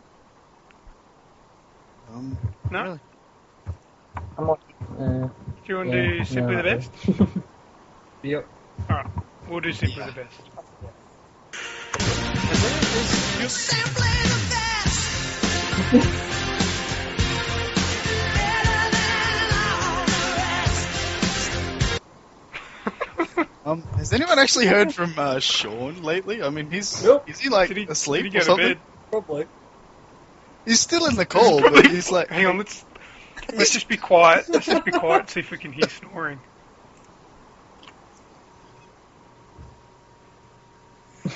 nah, his icon's not lighting up, so he's not picking up any audio. He's probably asleep. Passed out. Poor bastard. No, that was me. I wonder if his headphones are still in. What if we just shout really loud? Somebody play Shout at the Devil. Shout, say what? Shout at the Devil from Motley Crue. Oh, let me see if I've got that. Oh, it's not in my. Oh, I don't have it. That's odd. What's with that? YouTube. Yeah.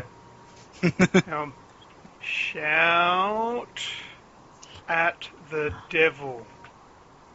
Yep. In this case, Sean. It doesn't exist. You're lying. No, too hard. Forget him. He's dead. He's dead to me. Sean, your pay's been cut. Yes, and I'm taking it. We're paying you less now than nothing. Alright, well anyway, we're doing Simply the Best. Actually, this is the bit he was meant to do. Yeah. Alright, doesn't matter. Slacker. Alex, did I explain before what this is? I have no I idea. didn't think so. Simply the Best is a section of the show where it's different every week. We'll talk about what the best of a certain thing is. So, the best role-playing game, the best console, the best controller, whatever. This week it's the best villain or boss or whatever you want to have. So we'll just a discussion as to who we think the best villain is out of anything, of all time, whoever. So examples would be Bowser from Mario Brothers, or Hitler from Wolfenstein 3D, Robotnik, even from Sonic, Virgil, Devil May Cry, Yes. Kessler from Infamous, The End, Metal Gear Solid 3, M. Bison from Street Fighter 2, things like that. Have you got any suggestions for your favourite boss or villain of all I'd have time? to say Ocelot from Metal Gear Ocelot. always comes to mind. Oh, see? Told ya, Metal Gear Ocelot. Yes, Jason mentioned him earlier before the podcast. Yeah, he was pretty cool. He had his revolver thingy shooting off the walls. Bouncing the bullets and shit. Especially like in Metal Gear 4 when it's just his arm attached to liquid and you have that massive slobber knocker fight. Like that bit, I thought it was awesome, but I was laughing my head off 'cause it's just two pensioners punching the crap out of each That's other. what it was. Yeah. And They're all old. every time he punches him, he just goes, yeah! And I'm just like, how cheesy is this? We're old. But I must say that what's his name? The Psycho Mantis from the original one. Yes. He was pretty cool. That was probably one of the best boss battles that I've had in forever. Yeah, I'd agree with that. I think Sean wanted us to say Zeus. Was it Zeus that he? Yeah, Zeus From God of War. I don't know, God of War 2 maybe. There we go. I heard a snore.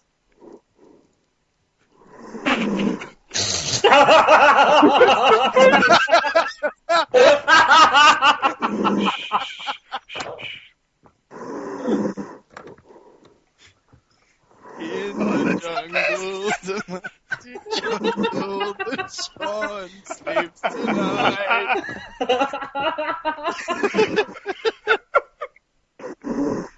Oh, this is so good. Aww. I think he's invented the first person to ever get paid to sleep.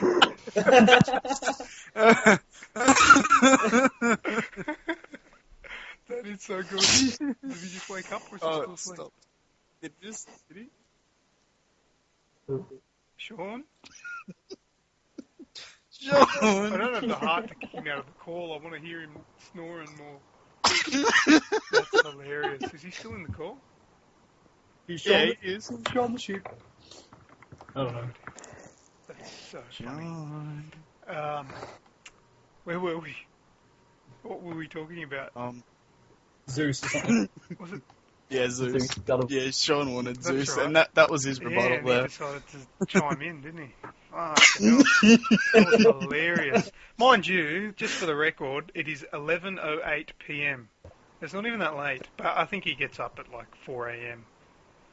Yeah. Poor bastard. We're laughing at him. I'm so going to give him a ring tomorrow and laugh at him. Alright. Who else have we got? We've got GLaDOS from Portal. She was a cool boss.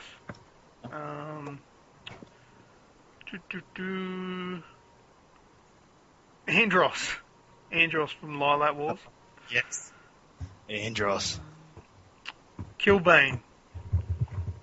He yeah. was just a rip-off of... Who was he a rip-off of? I can't remember. I can't remember, yeah. It was just Bane. Bane from Batman. Because he was originally like one of those Mexican wrestler guys. Yeah. You guys got any suggestions? I know, Jason, you've pretty much put your money on Psycho Mantis. Yeah, pretty much. And who do you reckon, Chappo? Who's your favourite? Well, I've got a few just to throw out there, just, you know. I know this is going to sound weird, but Orochimaru from some of the Naruto games, because he's just so boss, man. Like, he's such a creepy motherfucker, and you just, like, cringe every time you see him. Shadow the Hedgehog. He's obsessed with licking people. It's Yeah. And he, like, sticks out his mouth, and it's just like, Oh my god, Yeah. Sean's making noise again. Again. I haven't played any of the Naruto games. What? I don't even know. yeah, I don't even know neither. what it is. What the hell is that game? It's It's an anime. What do you do? Is it a fighter or is it a what? Yeah, it's about It's ninjas. normally a fighter mixed with RPG, sort of. An RPG Thing. fighter. So you run around the town and you have fights and stuff. Jesus, very colourful. They're okay. Shadow the Hedgehog, because he's I just forgot awesome. he He's always existed. pumped up. What game was he in? He was in his own game. He was in Sonic Generations. I don't know what else he's in. He's in a couple. He was on one on the Dreamcast. I know that. He was actually on the front cover. Or I really don't know. But he's pretty cool, so I'll just... Sonic... I think Sonic Adventure 2 yeah, he's in. yeah. Sounds about right. Ganon/Ganondorf, because it's technically two different people. Zelda. Yeah. Master Hand and Crazy Hand from Smash Bros. Oh, yeah. Yeah, they're just, I don't know, there's tons of fun. Crypto from Destroy Humans, like the main alien dude, he's just so fucking funny. I love the guy who does him. He's awesome. I will destroy you! Just the voice he uses is amazing. It's just so funny. General Ram and Scourge from the Gears of War Pretty series. cool. Oh, yeah. And Joker from the Arkham games, because he's just fucking He's brutal. good. That made me love Joker so much, the Arkham games. They did it so good. The voice alone, dude, it gave me chills. I was like, oh my Yeah. god, Joker voice! It's just fucking brilliant out the arse. I know I'm swearing a lot in this one, but seriously, just words, simple words Wait, cannot simply explain. Can we just reflect a little bit on that?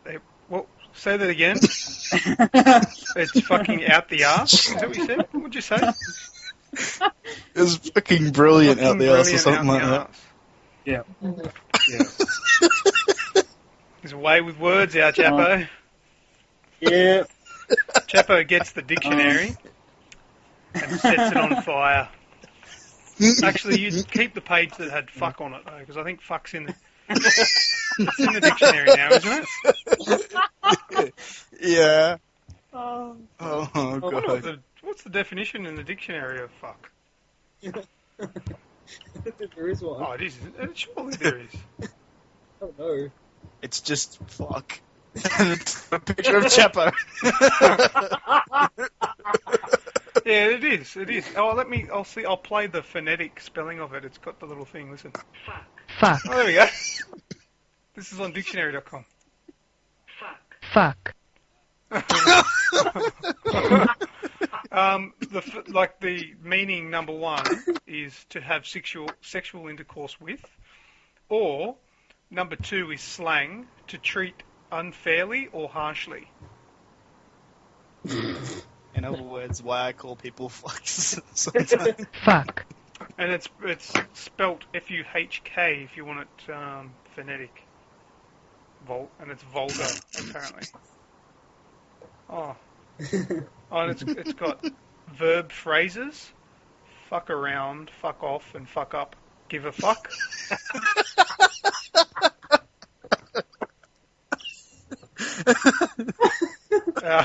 We've got an explicit disclaimer on our iTunes account for this reason. I don't even know how many times we've said the word fuck now. It's lost meaning. What does it mean? And there's another one. What does it mean anymore? I don't know. I can't stop laughing. All right, we're gonna. All right, so shut up. So Jason, you want Psycho Mantis? Who Yes. Have you actually picked someone, Chappo? Like your number one? I'd go Joker. Joker. What about Yeah. you, Alex? I'd go for that whole liquid ocelot combo. I don't. Does he give himself? Well, I think he refers to himself Yeah. as liquid, but because he's got ocelots on ocelot controls in, I'll go for the liquid ocelot combo. Yeah. Sounds like I'm ordering fried chicken. I don't know who to pick. I'm torn. Torn between. Simple. Psycho. Yeah, Mantis. Psycho Mantis is up there, but it's probably a strange mix. But I want to pick Bowser as well. I love smashing Bowser, Oh, he was just but that's good. He was But so Bowser's just a shit He villain, is. though. He never That's gets the what I job like done. about him. He's just so crap, and I love beating him. But I think that's more of a nostalgia. little kids beat It's him up. nostalgic love. But where I think with Yeah. Psycho Mantis was really just a truly amazing villain. Yeah, that boss fight was awesome. It's like, bring, it's like, what the fuck are you doing here? And then bring, you must change your port to port controller 2 and stuff like that to beat him so he can't read your mind and all that stuff. Awesome. It's just such a And he'll read your versatile memory boss card. fight. Yeah, I'll cap here. Hmm. Yeah. Well, I love stuff like that, like stuff that takes you out of the game and just like makes you think, whoa, that's just so strange. That's what I did also this week. I finished Metal Gear Solid 1 again yesterday. Yeah. good game. I love Metal Gear Solid 1. I struggle going back and playing older games. I've been spoilt. Did you...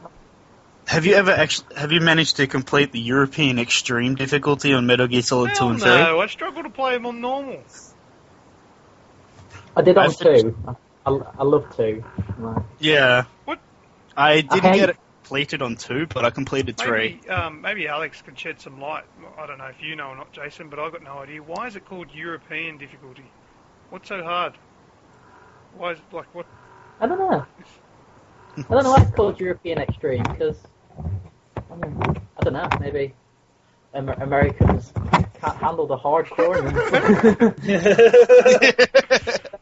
Look, there's a lot of times with, like, for instance, when, like, the Ninja Gaiden games go out over there, they always give them easier difficulty, and they normally knock the difficulty, like, especially Japanese games, they knock the difficulty down What is that? for Is the that rest of the world. Sean rolling over? Is that Sean cuddling his Or is that iPad? Chappo? No, it's not Oh, Chappo. Sean. It's He probably might be- Sean cuddling he his might be iPad. rolling over in his sleep. Cuddling his Oh, He's gonna iPad. wake up and go, "Oh fuck, was I on the podcast still?" He's probably gonna like all of a sudden hear podcast games. What if he starts talking in his sleep, having a sex dream? Uh, I do not want to Don't hear have a that. wet dream on the air, will you? We'll have to broadcast it. I mean, what? Yeah, we may have to censor that. That might be against the rules. I don't know what explicit covers. We've just labelled, haven't read. Alright. I've got nothing else. Oh yeah. That's it. Does anybody else have anything to add there's nothing. that they want to do, talk about? Oh, I don't know if there used to be a game on the PS2 called Obscure. I don't know if you ever No. played it.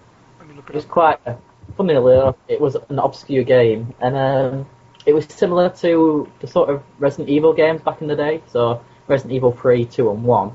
But it was a co-op split-screen game, and they're releasing a new one, Oh yeah, I was which going to looks, say the graphics look good, but this must be the new one I'm looking at. Yeah. it just the new one doesn't really play like the old Resident Evil games by the looks of it. It looks more like an arcadey sort of game. But I love the old ones, and I'm interested to see what they do. It looks more like just I don't know what you call it, like side-scrolling shmup rather than a horror survival game like the original one was. Yeah, I'm always interested to see how reboots turn out. Like I've got a PS3 and a 3DS and a PC, and one of my favourite things about the PS3 is all the HD collections that keep coming out, because I've been playing through Ratchet and Clank Trilogy at the moment, and I loved them games as a kid, and now playing them again, yeah. it's just, they're still brilliant. Like, as I did to university, and I'd like analyse games and pull them apart. There's certain games I can't play now; they just make me cringe far too much.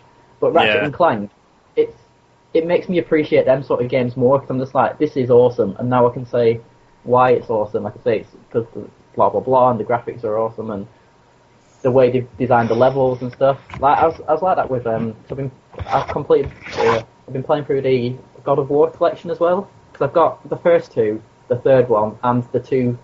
I think they originally were on PSP, weren't they? Yeah, And they released PSP. them. So I'm up to. Well, I'm slowly getting through the second one. I can't play it for that long. I get too frustrated and have to turn it Yeah. off. Yep. Sounds like me. But I'm loving that. Like, one of my favourite games on the PS3 was Catherine as well, and that I could only do one level without me having to stress. That game is so frustrating. It is. I love it, but it's hard out, and it really grabs your bottom and does horrible things to you. Yes. There you But good game all the same. And also the anime cutscenes are awesome. Yeah, they are. I can just... Because it's sort of... I miss the old way games used to play, because if you ever played anything even from the PS1 generation, what it used to be is you used to do a level of a game, then you'd have a long cutscene so you could relax, Yeah. you could chill, watch the cutscene, and then you go back into the game, whereas cutscenes aren't like that anymore. Like, for instance, with like a Gears of War game, you have cutscenes all the way through it, and it takes you away from the action, puts you back in again, and or then you have the in-game cutscenes with quick time. Yeah, events, you're which- like, okay, it's a it's just cutscene. like- Oh shit! No, I've got to pick the controller back up. Hideo Kojima with his good old 2-hour-long Yeah. cutscenes every time in Metal Gear Solid. Yeah. God, that whole end, like as soon as like finishing off Liquid, I literally didn't put the controller down just in case I was a bit after, and I was just like, when is this gonna end? When can I put the controller down?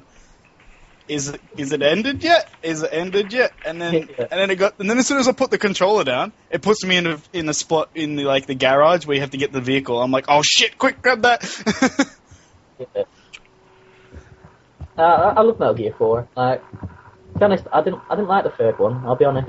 I don't know why. I think it's doing stealth in a jungle environment. I just wasn't a fan of it.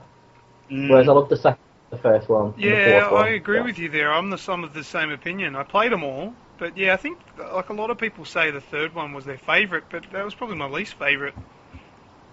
Yeah. I like the whole survival aspect of 3. Like, they did that really well, where you had, like, grab your own food and, cure yourself with, like, your procured on-site medicines and all that sort of stuff. Yeah, I like the idea of it. I just... What about? Did you hear about the end? I think he was a sniper. The boss. Yeah, I heard, I never did this when I played it, but I heard that if you save the game at the beginning of the boss battle, then go and change your, like go into the PlayStation 2 settings, and was it a PlayStation 2 game? Yeah, it was a PS2 You game. go, there's Sean again. You go into the settings and you change your PlayStation internal clock, like you put it ahead 10 years, and then you load the game back up, and the end will be dead of old age. Yeah. You heard of that? I really want to Yeah, try that try now, but I don't have a legit PS2 yeah. copy. I have the HD Yeah, I don't know remake. if it still works. I think it works on the HD one as well, but I don't know anyone who's tried it. Yeah, give it a go. Because So, Yeah, I think I'll have to try that.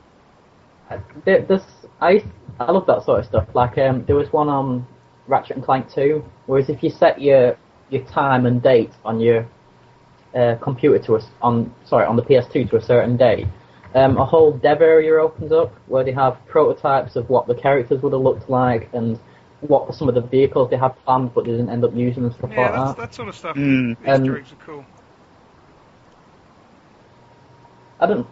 There's not, and like that whole Metal Gear thing where you change the controller port around. There's not many Yeah. things that do that anymore. Yeah, it's thinking Which- outside the square. In fact, I put a puzzle in our game where, like, I literally can't do it without getting a pen and paper down and writing it out, which I Yeah. don't think you do very modern game. Like, granted, I remember in quite a few of the old dungeon crawler games and stuff, you used to have to draw a map yourself, didn't you? To sort of know which way you're going and stuff. I have actually started playing one of those recently called Legend of Grimrock. Yeah, I've seen Yeah. that one. Yeah, you play it on hardcore mode, and you really have to get grid paper and draw out a map. Because you cannot see more than 2 meters in front of you unless you have a lantern, and the lantern runs out of oil and stuff pretty quickly. That's cool. Cool. All right, well, we might start to wrap things up. What do you reckon? This has been one of our longest shows ever now. Yeah. Yeah. All right, well, Yeah. I'll just go through the podcast network. This is a new thing that we're doing this week. So allow me to make plenty of mistakes. Now that we're at the end of our show, please take the time to like us on Facebook at www.facebook.com/AussieGamers2012, or you can search Aussie Gamers using the search tool. You can also download this podcast on iTunes, where you can rate, review, and subscribe. If Twitter is your thing, we cater for that too. Just follow at Lucas. That's LEWKAS for all your Aussie Gamers updates. Go to AussieGamers2012.podbean.com if you would like to download this show without the use of iTunes. To further satisfy your gaming needs, you should take a look at the other podcast, which is a part of our network. Chomp on This Gaming is a gaming-related podcast which promises to take the chomp out of gaming.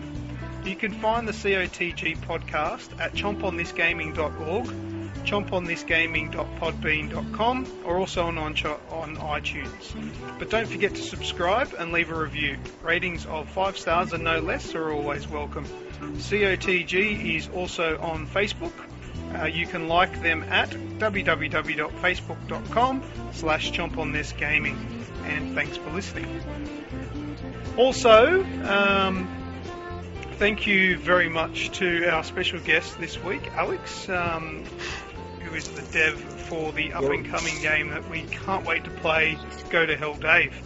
Do you want to leave some plugs, tell us some websites and places that we can go for your game? Yeah, just like us on Facebook, just search Go to Hell Dave. We're also on Twitter, it's just at Go to Hell Dave. Also have a website, gotohelldave.co.uk, and we're also on Steam Greenlight, which is just search Go to Hell Dave on Steam Greenlight. Pretty much anything for us is Go to Hell Dave, just search it. You can't go wrong. Jump on Google. Awesome. Alright, well look man, we are very interested in Go to Hell Dave here at Aussie Gamers, so keep us informed, let us know. Feel free to post on our page. You can share your photos, your updates, whatever. Put them on our page, get your name out there. We're happy to see it all. And keep us up to date with what's going on. And if we can get a copy or get a version of that demo as a beta tester, we would love to do that.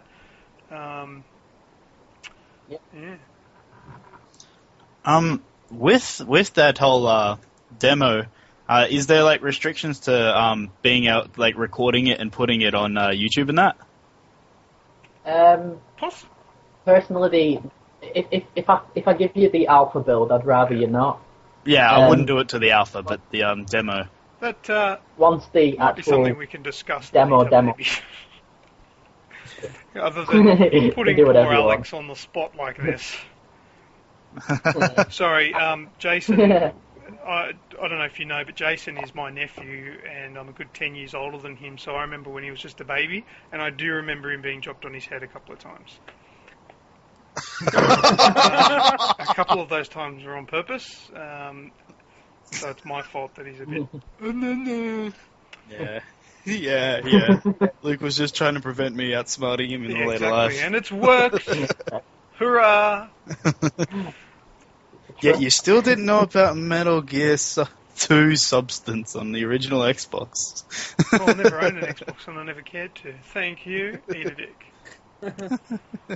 Alright, anything to say before I click this square-shaped stop recording button? Anyone? I just went and liked Go to Hell Dave, and it looks fucking awesome already. Like, dead set, dude. Holy shit. Oh my god. I'm dead serious. Like, it looks absolutely brilliant. already. Oh my god. I'm gonna like plug that on my video and He's stuff. serious. So He's going to go and bash someone he loves it Serious. so much. It's fucking brilliant out the arse. Can I put that on the case cover with quote marks in it? We're like, 10 out of Brilliant 10. out. Brilliant out the arse. from our Aussie fans. Oh dear. I don't think we're doing anything for our name, are we? We got on the case cover of a game. We are not using Chappo as our Aussie ambassador. Oh my god, we'll be nuked in a week. Alrighty. Thanks a lot, guys. It's been great chatting to you. And I'd love to do it like when we're much further in development, and then we can just be like, look at what we've done. No, definitely. We'll have you on the show again. Oh, we Not a welcome it. problem. Alright, well, thanks for listening, everyone, and we'll talk to you next week. Bye, guys. Bye-bye.